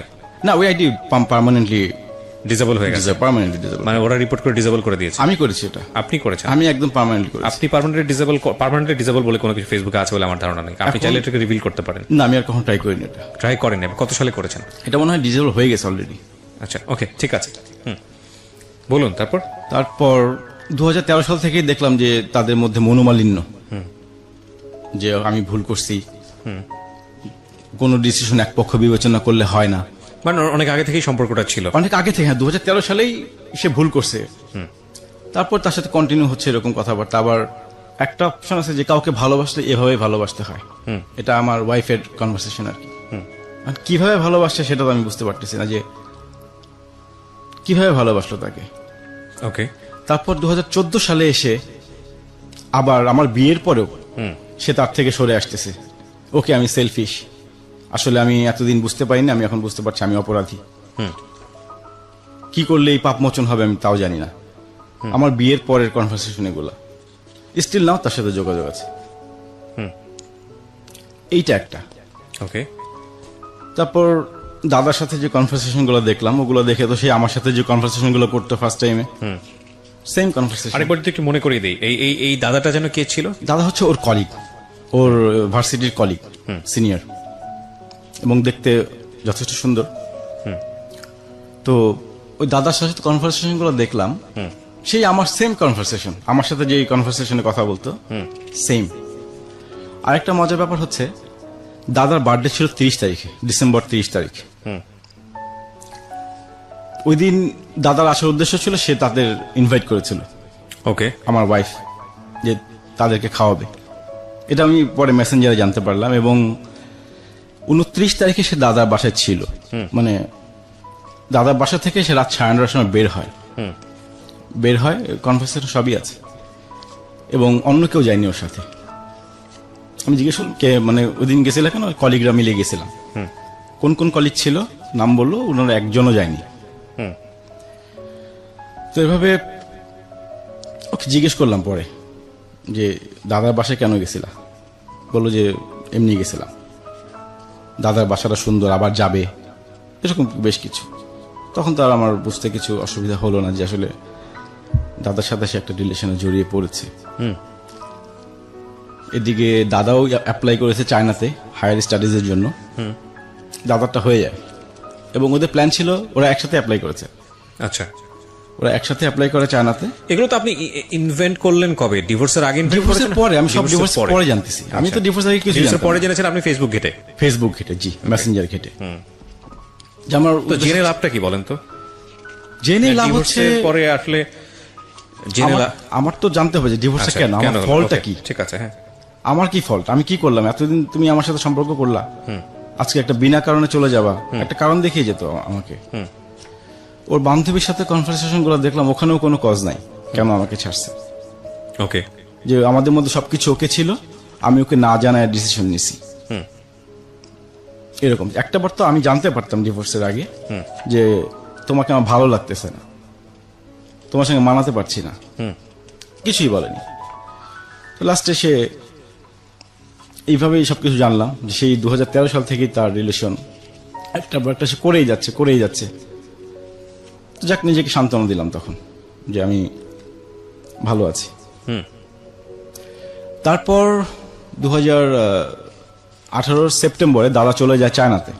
ওকে, দাদা চায়নাতে চলে যায়, তো ও একটা ভিডিও আপলোড দেয়, টিকটক নামে একটা অপশন আছে, ওখানে সে কাঁদতেছে চোখে, মানে ক্যামেরা চোখের সামনে ধরে কাঁদতেছে আর ভিডিও আপলোড দিচ্ছে। তো একজন কমেন্ট করছে, আমি তো ওটা দেখে আমি খুব করছিলাম যে আমার জন্য মনে হয় কাঁদতেছে। ওকে, তো আমার খুব মন খারাপ হলো ওটা দেখে, যে ও নিশ্চয়ই এখন আমার জন্য, মানে ডিভোর্সের পরের ঘটনা। ডিভোর্সের অনেক পরে, ডিভোর্স তো এটা সেপ্টেম্বরে আপলোড দিয়েছে, মানে নতুন কোন আইডি যেটা খুলেছে সেখানে? নতুন আইডি না, ও টিকটক নামে একটা অপশন আছে ফেসবুকে, ভিডিও আপলোড দেয়, ওখানে 15 সেকেন্ডের একটা করে ভিডিও থাকে। মানে টিকটকে ওর আইডি থেকে? ওর আইডি থেকে। ওই আইডি আপনার জানা ছিল? আমি খুঁজে পেয়েছি আর কি। ওকে, ফাইন। তো দেখি যে ও কাঁদতেছে, ভিডিও আপলোড দিচ্ছে। তো একজন কমেন্টস করছে যে হোয়াট হ্যাপেন্ড। ও রিপ্লাই দিছে যে one of my loving person just left Bangladesh for his higher studies. এটা দেখে আমার মনটা খারাপ হয়ে গেল। তখন দাদার ইয়েতে ঢুকলাম, যে প্রোফাইলে দেখি যে দাদা একদিন আগে চলে গেছে। তা আমার জন্য কোনো ফিলিংস নাই, এখনো সে দাদার জন্য কান্না করে। এই হচ্ছে আমার গল্প, এখানেই শেষ। মানে গল্পটা এখানেই শেষ, আপনি এটা বলতে চাচ্ছেন? জি। কেন বললেন এই গল্পটা? আপনি আগে বলেন। কেন বললাম? রাইট। এই যে একটা মানুষ এসে আমার সাথে যে এতদিন রিলেশন করলো, হ্যাঁ, তারপরে হুট করে চলে গেল।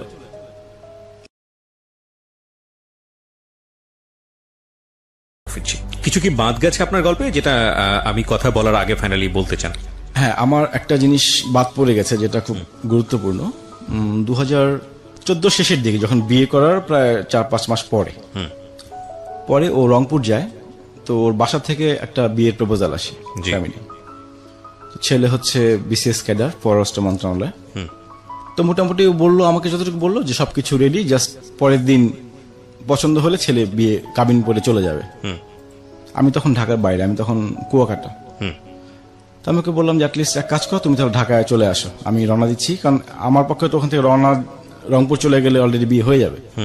আমি বললাম তুমি ঢাকায় চলে আসো, আমি ফ্রেন্ড পাঠাচ্ছি, ও তোমাকে রিসিভ করবে। তো বললো যে না, আসলে বাবা এই ব্যাপারটা শুনলে তো উনি হার্ট অ্যাটাক করতে পারে, বাবা মা খুব কষ্ট পাবে। তখন আমি কি করবো? তখন আমরা তো, তুমি তো আমার ওয়াইফ। তো বলতেছে এখন কিছু করার নাই, আমি বাবার এগেইনস্টে যেতে পারবো না।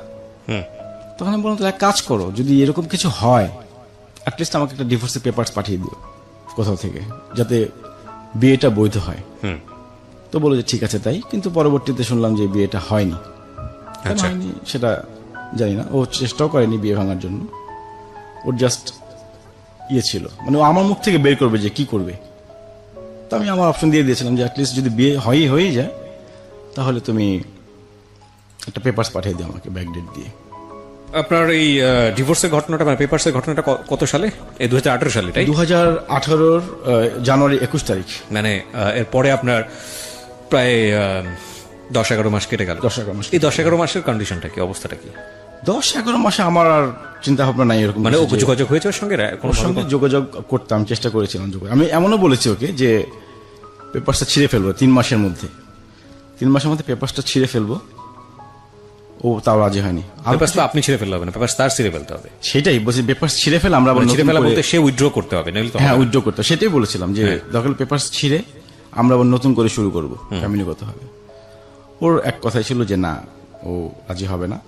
তারপর আমি ওর ভার্সিটিতে টিচারের সঙ্গে একটু আলাপ করি একদিন ওর টিচার, যে টিচারের কথা আমাকে বলতো সবসময়, ম্যাডাম, ওনাকে একদিন ফোন দিই। তাই আমি বললাম আমি ওর হাজবেন্ড বলছি। ওর হাজবেন্ড বলছেন, হাজবেন্ড বলতে কি বলছেন আপনি? আমি বলছি জি। ও তো আনম্যারিড, ওর সিভিতে তো তাই দেখলাম, তো বিয়ে করেন, আপনি বিয়ে করছেন কবে? তো আমি বললাম ম্যাডাম আমরা 2014-তে বিয়ে করি। 14-তে বিয়ে করি বলে, ও তো বলেনি কাউকে এই জিনিসগুলো। ও বলছে যে বয়ফ্রেন্ডের সাথে ব্রেকআপ হয়েছে এরকম কিছু।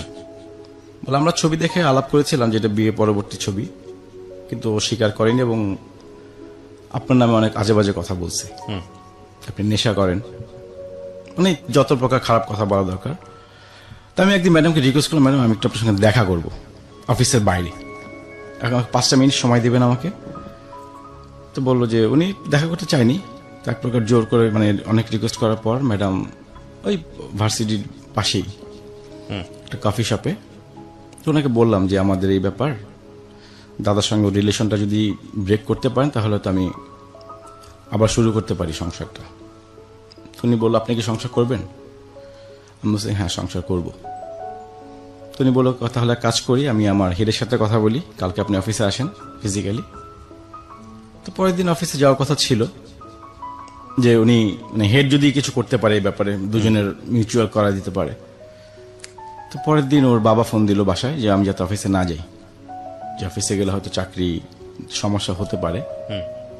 তো আমি আর পরে গেলাম না, যেটা আমরা ফ্যামিলিগত হয়ে মিউচুয়াল করবো। যখন ফ্যামিলিগত হয়ে মিউচুয়াল হবে তখন তো কিছু করার থাকে না। এরপর আর বসা হয়নি ফ্যামিলিগত ভাবে। আমি ওকে এমনও বলেছিলাম যে তোমার কাবিনের টাকা চাই কিনা, তো বলছে না কাবিনের টাকা চাই না। আমি বললাম তাহলে এত টাকা পয়সা খরচ করলাম তোমার পিছনে, বললো যে তুমি লিস্ট করো বা আমাকে হিসাব দাম, তোমার সব টাকা দিয়ে দেবো। আমি সব টাকা পয়সা দিবা, সময়টা কিভাবে দেবা তুমি? এই তোমার পিছনে যে সময়টা ব্যয় করলাম এত বছর যাবত, এই সময়টা ব্যয় করতে পারবা? তো তখন সে কোনো অ্যান্সার করেনি।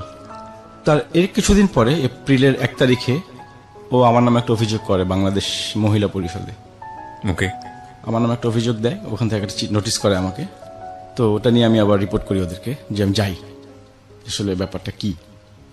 তো ওনারা বললো যে আপনি কবে সময় দিতে পারবেন, আমরা বসবো দুজনকে নিয়ে। তো আমি আমার সময় দিলাম যে আমি এত তারিখে বসতে পারবো।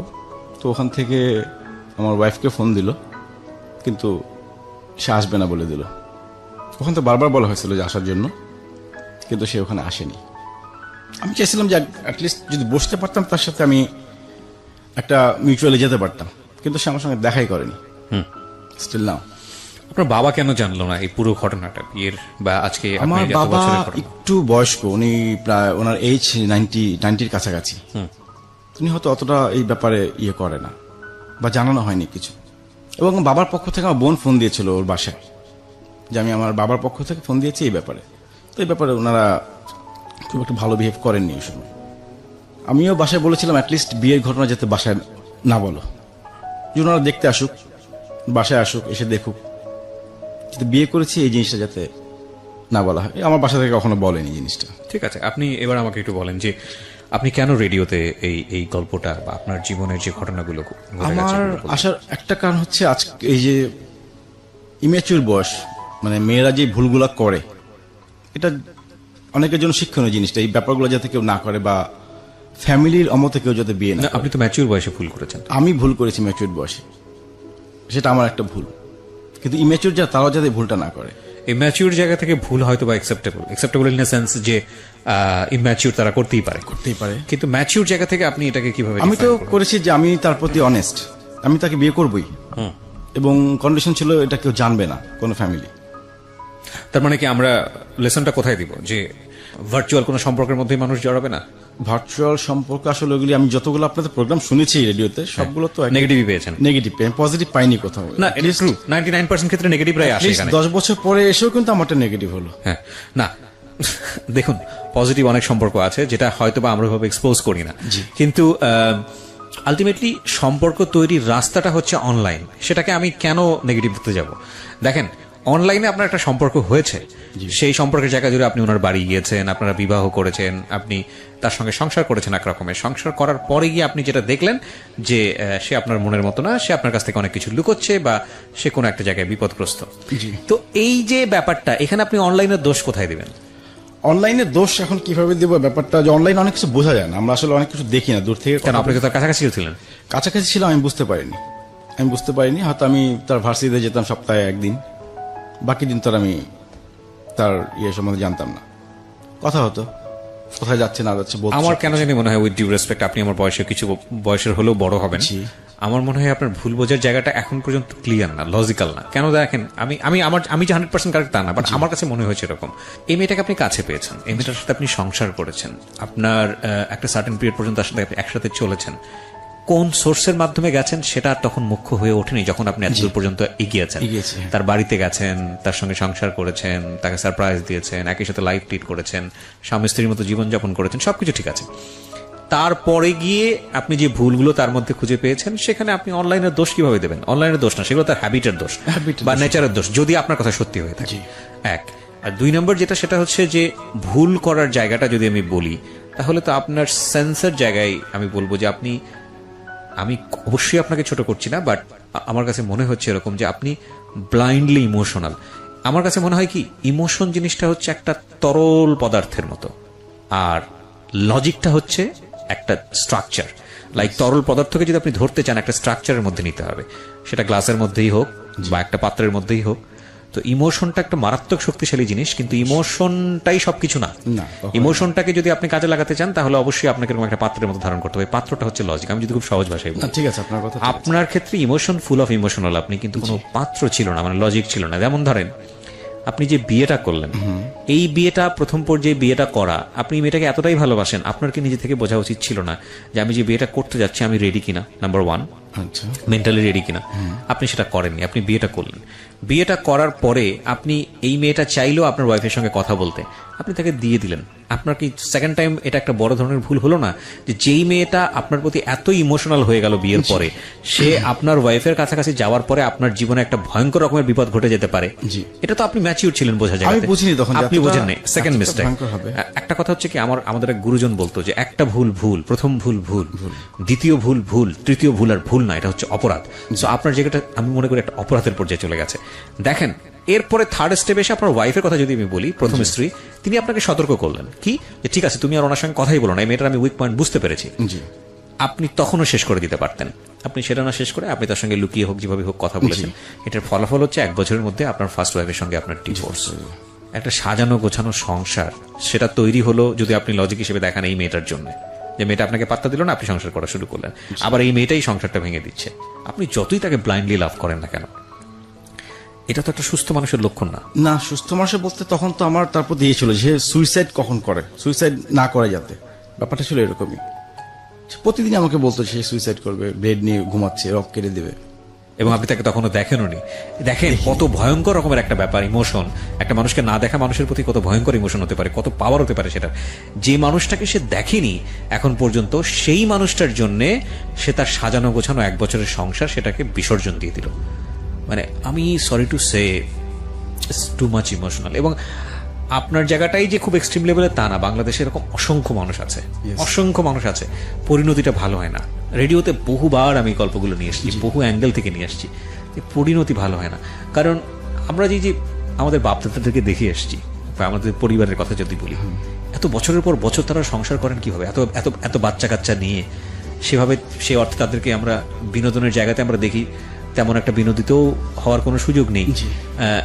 এতগুলো বাচ্চা কাচ্চা সামলাচ্ছেন, তারপরে আবার বছরের পর বছর একটা মানুষের জন্য অপেক্ষা করে যাচ্ছেন, সংসার করছেন, রেসপেক্ট করছেন।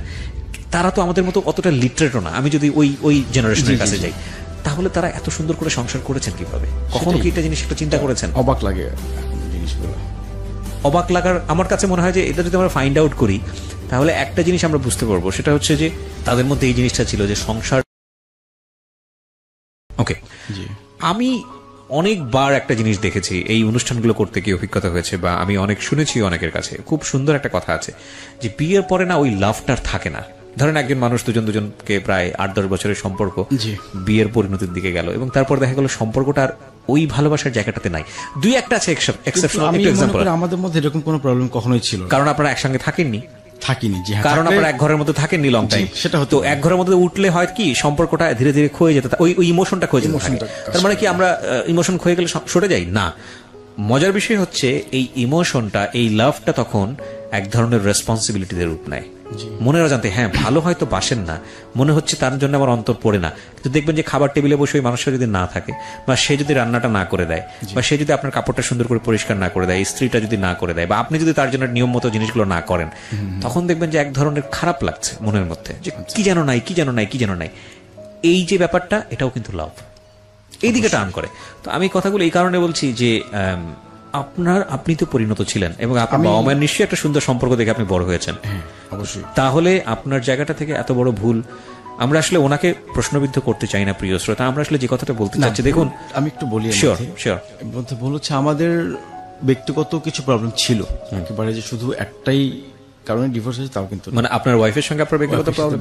কিন্তু আমার কেন জানি মনে হয় যে সম্পর্কের এই যদি অল্টারনেটিভ অপশনটা না থাকতো, তাহলে আমি নিজে মনে হয় না যে ডিভোর্সটা হতো। আমি নিজে স্বীকার করি ডিভোর্সটা হতো না। এক্স্যাক্টলি, এটা আমি স্বীকার করি। এটা আমি খুব মনে করে বিশ্বাস করি যে একটা সেপারেশন, মানে ধরেন একটা সম্পর্কের মধ্যে সেপারেশন হওয়ার একটা ব্যাপার চলে এসছে, সেটা যদি এরকম হয় যে ওখানে তৃতীয় পক্ষের কেউ নাই যার উপর ডিপেন্ড করার মতো, বা সেপারেট করে অন্য একটা ছেলের সাথে ইনভলভ হওয়া বা অন্য একটা মেয়ের সঙ্গে ইনভলভ হওয়া, যতক্ষণ পর্যন্ত এই অপশনটা ক্রিয়েট না হয় ততক্ষণ পর্যন্ত এই সম্পর্কটা বারবার জোড়া লাগার সুযোগ থাকে। অবশ্যই আমি এটা স্বীকার করছি যে আসলে ওই সমস্যার সাথে যদি আমার যোগাযোগ না হতো তাহলে সম্পর্কটা হয়তো কন্টিনিউ হতো। আপনি এত সহজে সিদ্ধান্ত নিতেও পারতেন না বিয়ের পরে যে ঠিক আছে ডিভোর্স হয়ে যাচ্ছে 1 বছরের মাথায়, যেখানে আপনি বারবার এই মেয়েটাকে জোড়া লাগানোর জন্য যোগাযোগ করেছেন, ও করেছে, বিকজ অল্টারনেটিভ অপশন নাই। আপনার কথা যদি সত্য হয়ে থাকে যে এই ভদ্রলোক দাদাকে যাকে বলছেন, সে তার জীবনে এসছে, এইটা যদি অপশনটা যদি না থাকতো তাহলে হয়তো ওর জন্য এতটা শক্তিশালী অবস্থানে যাওয়ার সুযোগ হতো না। তো এটা আসলে আমরা গেস করি, মানে তৃতীয় পক্ষ কেউ একজন থাকলে এটা সহজ হয়। কিন্তু আমার জায়গা থেকে কেন জানি মনে হয় আপনার জীবনের সবচেয়ে বড় ভুলটা হলো বিয়ের পরে এই ধরনের একটা যোগাযোগটা কন্টিনিউ করা এবং ভয়ঙ্কর রকমের বাজে একটা সিদ্ধান্ত। আমি শুধু যোগাযোগ করেছিলাম ওর কথা চিন্তা করে, পিচ্ছে একটা মেয়ে যে কোনো ডিসিশন নিতে পারে, ইনকেস ও যদি কিছু করে আমার কি হবে বলতে কি আপনি বিপদে পড়ে যাবেন এরকম কিছু, বা সুইসাইডাল কেস অবশ্যই আমার একটা ডকুমেন্ট থাকতো, সেটাও মাথার মধ্যে আসেনি তখন। কিন্তু আমার কথা নিজেকে তখন মানে বুঝ দিতে পারবো না। যে আমার জন্য একটা মেয়ে it's a difficult situation but you can handle it. Even কিভাবে সে হ্যান্ডেল এরকম করতে পারতেন? আমার বিয়ের পর একবার ট্রাই করেছিল, না, সে আমি আমাকে আসি, খেয়েছিল। এটা অনেক সময় অনেকেই করে থাকে এবং এগুলোকে খুব সফটলি হ্যান্ডেল করতে হয়। আচ্ছা, আপনি কিভাবে হ্যান্ডেল করতে পারতেন? আপনার কি মনে হয় এখন অল্টারনেটিভ সলিউশন কি হতে পারতো? এই সিচুয়েশনের জীবনে হয়তো অনেকেই পড়ে, অনেক ছেলেরাই পড়ে, অনেক মেয়েরাই পড়ে। কিভাবে হ্যান্ডেল করা যেতে পারতো? আপনি ওই সময়টাতে কি করতে পারতেন? আমার উচিত ছিল ওর সঙ্গে যোগাযোগ টোটালি কন্টিনিউ না করা। না, কিন্তু আপনি তো এটা করলে, আপনি যদি মনে করছেন যে সে সুইসাইড করে ফেলতে পারে, তাহলে আপনি বের হবেন কিভাবে এখান থেকে? এখন বের হওয়ার তো কোনো অপশন আমি পাইনি। Exactly, there is option, lot of option. আপনি যেটা করতে পারতেন, আপনি ওনার বাবা মাকে জানাতে পারতেন। আচ্ছা, সেটা সহজেই আপনি 4-5 জনকে ফোন দিয়ে বলতে পারতেন ওর সাথে আমার সম্পর্কটা এরকম ছিল, ঘটনা এখন এদিকে দাঁড় করিয়েছে, ও বিয়ের পরে আমার সঙ্গে যোগাযোগ করছে, ও যে কোনো রকম একটা দুর্ঘটনা ঘটিয়ে ফেলতে পারে, সুতরাং ওকে টেক কেয়ার করেন। আপনি এটা ওর বাবা মাকে জানিয়েছেন, জানার পরে আপনি একটা রেকর্ড রেখে দিতে পারতেন যে আমি ওটা ইনফর্ম করেছি। আমার মাথাতেই ছিল না এরকম কোনো চিন্তা ভাবনা। এটা আপনার উচিত ছিল। এবং একটা লাভ ইজ ট্রুলি ব্লাইন্ড, লাভটা অনেকখানি ব্লক করে দেয় আমাদের। সেটাই আমি শুধু শেষে একটা কথাই বলবো, প্রিয় শ্রোতা, আমাদের কারোর দিকে আঙ্গুল তোলার কোনো ইচ্ছা নেই। যে ভদ্রমহিলাকে নিয়ে আজকে এখানে কথা হলো, তার প্রতিও আমরা সম্মান জ্ঞাপন করছি। একজন মানুষের কথা শুনে আরেকজন মানুষের দিকে আঙ্গুল তোলা যায় না, বরং ওনাকে শুনুন আপনার জীবনের একটা শিক্ষা হিসেবে। আমরা সবাই ভালোবাসবো, মানুষ পৃথিবীতে এসেছে ভালোবাসার জন্যই, ভালো তো অবশ্যই আমরা বাসবো। এবং যে মানুষটাকে নিয়ে সংসার করছি তাকে যদি ভালো নাই বাসতে পারি, তাহলে তো এটা তো আসলে শুধু দায়িত্বের জায়গা না, ওই ভালোবাসাটুকুও তো থাকতে হবে। কিন্তু আমরা যখন ভালোবাসি, তখন আমরা এতটাই অন্ধ যাতে না হয়ে যাই যে এই মানুষটা যদি আমার জীবনে না থাকে, তাহলে আমি যেন শূন্যের ওপর না থাকি। আপনার এখন বিজনেসের কি অবস্থা? বিজনেস মোটামুটি চলছে এখন। আপনার এই ধরনের সম্পর্কের কারণে কি বিজনেসে কোনো ক্ষতি হয়েছে বা কোনো ধরনের বড় প্রেশার পড়েছে? ক্ষতি তো কিছু হয়েছেই। আমি মাঝখানে একটু বলিনি জিনিসটা, আমি মাঝখানে একটু অ্যাডিক্টেড হয়ে গিয়েছিলাম। কি নিতেন? 3 মাস এই ড্রিঙ্ক করতাম। আচ্ছা, আর ভবিষ্যৎ জীবন নিয়ে কি চিন্তা করছেন? আমার আপাতত কোনো চিন্তা ভাবনা নাই যে আমার বিয়ে করার চিন্তা। ফলো করেন আপনি এখনো ভার্চুয়ালি ফলো করেন বা কোথায় কি যাচ্ছে না যাচ্ছে এগুলো খোঁজ না, এগুলো এখন টোটালি করি না, এখন একদম টোটালি বাদ। আপনি রাইট নাও কত এজ? 38 আপনার বয়স? বর্তমান 38। 38 বছর বয়স তেমন কিছু না, বিয়ে নতুন না, আমার আর ইচ্ছা নাই, আমার টোটালি এটার প্রতি আমার টিয়ে চলে আসছে। ওকে, একটা ঘেন্না চলে আসছে সম্পর্কে। ঘেন্না বলতে আপনি যেটা বলতে চাচ্ছেন যে আপনি কোনো মেয়েকে বিলিভ করতে পারেন না, সহজ বাংলায়। কিভাবে বিলিভ করবো আমি? মানে এখন কাউকে বিলিভ হবে না আমার, এখন যত ভালোই হোক ওই একই রকম মনে হয়। কখনো কাউন্সিলিং নিয়েছেন? কোনো সাইকিয়াট্রিস্টের কাছে গিয়েছেন? না, মেন্টালি কখনো। You should try. আমি নিজে এগুলো ভালো বুঝি। এটা একটা বড় আমরা প্রত্যেকটা মানুষই এই জিনিসটা জানি, এটা জানি, কিন্তু আমাদের মনে করি যেটার প্রয়োজন না। আমি জানি তুমি ভুল করেছি না, কিন্তু সাইকিয়াট্রিস্টের কাছে গেলে এই ধারণাটা ভুল ভাঙে। ওনারা অনেক সময় অনেক ভালো সময় দেন। আপনি খুব ভালো একজন সাইকিয়াট্রিস্টের কাছে যান, you need some counselling, and believe me, হয়তো আপনার কোনো উপকার হবে। ঠিক আছে, এটাই আমি আপনাকে সাজেস্ট করবো, কারণ আপনার সেই সামর্থ্য আছে বলেই আমি আপনাকে সাজেস্ট করছি। So thank you very much, আপনি আজকে এখানে আসলেন। আমি একটা জিনিস আবারও বলছি যে আমরা যেন আমাদের জীবনটাকে ভালোবাসি। যেই হৃৎপিণ্ড আমাদেরকে প্রতি মুহূর্তেই ফ্রেশ ব্লাড দিয়ে যাচ্ছে শরীরে, যেই মস্তিষ্ক বিরামহীনভাবে আমাদের জন্য কাজ করে যাচ্ছে পুরো জীবন দশায়, সেই হৃৎপিণ্ড এবং মস্তিষ্কের কাছে আমরা কিছুটা হলেও যেন ঋণী থাকি। আমরা সবসময় যেন আমাদের সৃষ্টিকর্তাকে স্মরণ করি এই কারণে যে তিনি শুধু আমাদেরকে একটা কাজ দিয়ে দুনিয়াতে পাঠাননি, বা এই একটা জীবন শুধুমাত্র একটা মানুষের জন্য বা একটা ভুল সিদ্ধান্ত নিয়ে পুরো জীবনটাকে স্পয়েল করার জন্য পাঠাননি। আমরা যেহেতু হিউম্যান বিং হয়ে এসেছি, পোকামাকড় হয়েও তো পাঠাতে পারতেন, পিঁপড়া প্রাণী হয়েও তো পৃথিবীতে আসতে পারতাম, অন্য কিছু হয়েও তো আসতে পারতাম, জড় পদার্থ হয়েও তো আসতে পারতাম। তো মানুষ হিসেবে যেহেতু পাঠিয়েছেন, so by born we are winner. প্রথম কথা হচ্ছে আমরা by born we are winner, cause আমরা সৃষ্টির সেরা জীব। তো সেই জায়গাটা থেকে জীবনটা শুধু একমুখী জিনিস না, একটা মানুষকে পেলাম না বা একটা মানুষের জন্য একটা ভুল সিদ্ধান্ত নিয়ে ফেললাম, জীবনটা শুধু এটা না। আমাদের চেষ্টা করতে হবে ভুল যাতে না হয়। আর দ্বিতীয় কথা যেটা, ভুল যদি হয়েই যায়, যতক্ষণ পর্যন্ত বেঁচে আছি, still you have a chance for good work. So সবাই অনেক ভালো থাকুন। কিছু যদি নাই করতে পারেন, অ্যাটলিস্ট কারো কোনো ক্ষতি করেন না। So thank you very much আজকের এই অনুষ্ঠানে যারা শুনলেন। আমি আপনাকে, আপনি তোমার বয়সে বড় ভাইয়ের মতো, আমি আপনাকে যেটা বলবো সেটা হচ্ছে আমার আরেকটু কথা ছিল, এবং ও খুব চিন্তিত ছিল যে আমি ওর কোনো ক্ষতি করবো কিনা বড় রকমের। আমি আজ পর্যন্ত তার কোনো ক্ষতি করিনি। অনেক কিছু বলছিল, ইভেন একটা জিডিও করিনি তার, সে কিন্তু আমার নামে কয়েকটা জিডি করছে। আমি ওর সঙ্গে দেখা করতে গেলেই সে আমার নামে জিডি করে। আমি তার নামে কোনো জিডিও করিনি এবং তার ক্ষতি করার কোনো চিন্তাও করিনি। আমি তার আমি কি ক্ষতি করবো? না, অফকোর্স না। আপনি করে কেন করবেন? কখনোই করবেন না, কখনোই করবেন না। এবং যে মানুষটাকে আপনি একটা সময় পাগলের মতো ভালোবেসেছেন, ওই ভালোবাসার প্রতি আপনি রেসপেক্টটা রাখেন, পরে মানুষটা হয়তো আপনার মতো নাই। আমি বলি যে ভিডিও আপলোডটা দেখুন, দাদার জন্য কান্না করতেছে, তার আগে পর্যন্ত আমি সপ্তাহে 2-1 দিন গিয়ে ক্যাম্পাসে বসে থাকতাম, চা খেতাম, সিগারেট চলে আসতাম, জাস্ট একটু দেখার জন্য, আর কিছু না, কোনো কথা বলা ট্রাই করিনি কখনো। জাস্ট ক্যাম্পাসে বসতাম, এক কাপ চা খেয়ে, কখনো দেখা হতো, ও পাশ দিয়ে চলে যেত, আমি চলে আসতাম। ওর কোনো ক্ষতি করা আমার মাথায় কখনোই ছিল না। অনেকে বলছিল অনেক কিছু করার না, অফকোর্স। এবং আপনি যে ডকুমেন্টস গুলো আমাকে দেখিয়েছেন, এই যে পেপারস, আমি এগুলো বলিনি রেডিওতে, আপনি এগুলোও আপনার কাছে রাখবেন না, এগুলো আমি ছিঁড়ে ফেলবো। আপনি আজকের পরে এগুলো ছিঁড়ে ফেলবেন। এবং শুধু এগুলো না, ওর কোনো ডকুমেন্টস যেটা আপনার অ্যাবসেন্সে ক্ষতি হতে পারে, এরকম কোনো ডকুমেন্টস আপনি আপনার ডিভাইস গুলো রাখবেন। ছবিটা সব ডিলিট করে এবং যে স্ক্রিনশটগুলো আপনি আমাকে দেখাতে চেয়েছেন, সেনসিটিভ বিষয়গুলো, ওগুলো আপনি রাখবেন না।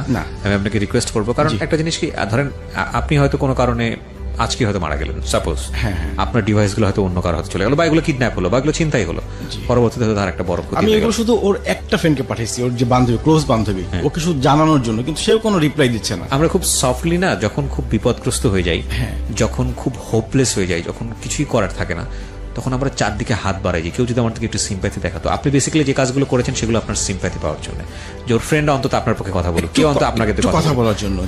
বিগ মিস্টেক হচ্ছে হলো, ফ্রেন্ড তো তারই, সেটা অবশ্যই কথা বলবে না। আমি বলিনি আমার পক্ষে কিছু করার জন্য, জাস্ট আমি জানতে চাচ্ছিলাম যে একটু বোঝাও, একটা বান্ধবী যদি ওকে একটু বোঝাতো, আমার ধারণা সে ব্যাক করতো আমার লাইফে। আমার মনে হয় বেস্ট পলিসিটা এই সময় হচ্ছে চুপ করে যাওয়া, তাকে কিছু কথা বলে যে ঠিক আছে, আমি জানি তুমি এখন আর বুঝবা না, বা বিষয়টা এরকম। আমি বলছি তাকে যে তুমি এখন ঘোরের মধ্যে, এখন যা কিছুই বলি তোমার ভালো লাগবে। হ্যাঁ, ভালো লাগবে না, ঠিক আছে, আমি স্টপ হয়ে যাচ্ছি, এখানে আমার কিছু করার নেই, যতই মুভ করবো আমি, তুমি তত তোমার খারাপ লাগবে, সো আমি বিং স্টপড রাইট নাও। তুমি যেটা করতে পারো তুমি মুভ করো, মুভ করার পরে তোমার জন্য যদি মনে হয় যে না, you are doing mistake, you are doing error, or you are doing wrong, whatever it is, তুমি যদি ফিরে আসতে চাও, আমি আছি তোমার জন্য। So thank you very much.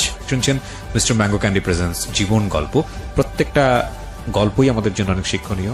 আজকের এই গল্প থেকেও সবসময় মনে রাখতে হবে, যে কোনো সম্পর্কে গেলেই আমরা যেন এতটুকু জড়িয়ে না যাই যতটুকু জড়িয়ে গেলে নিজেকেই খুঁজে পাওয়া যায়।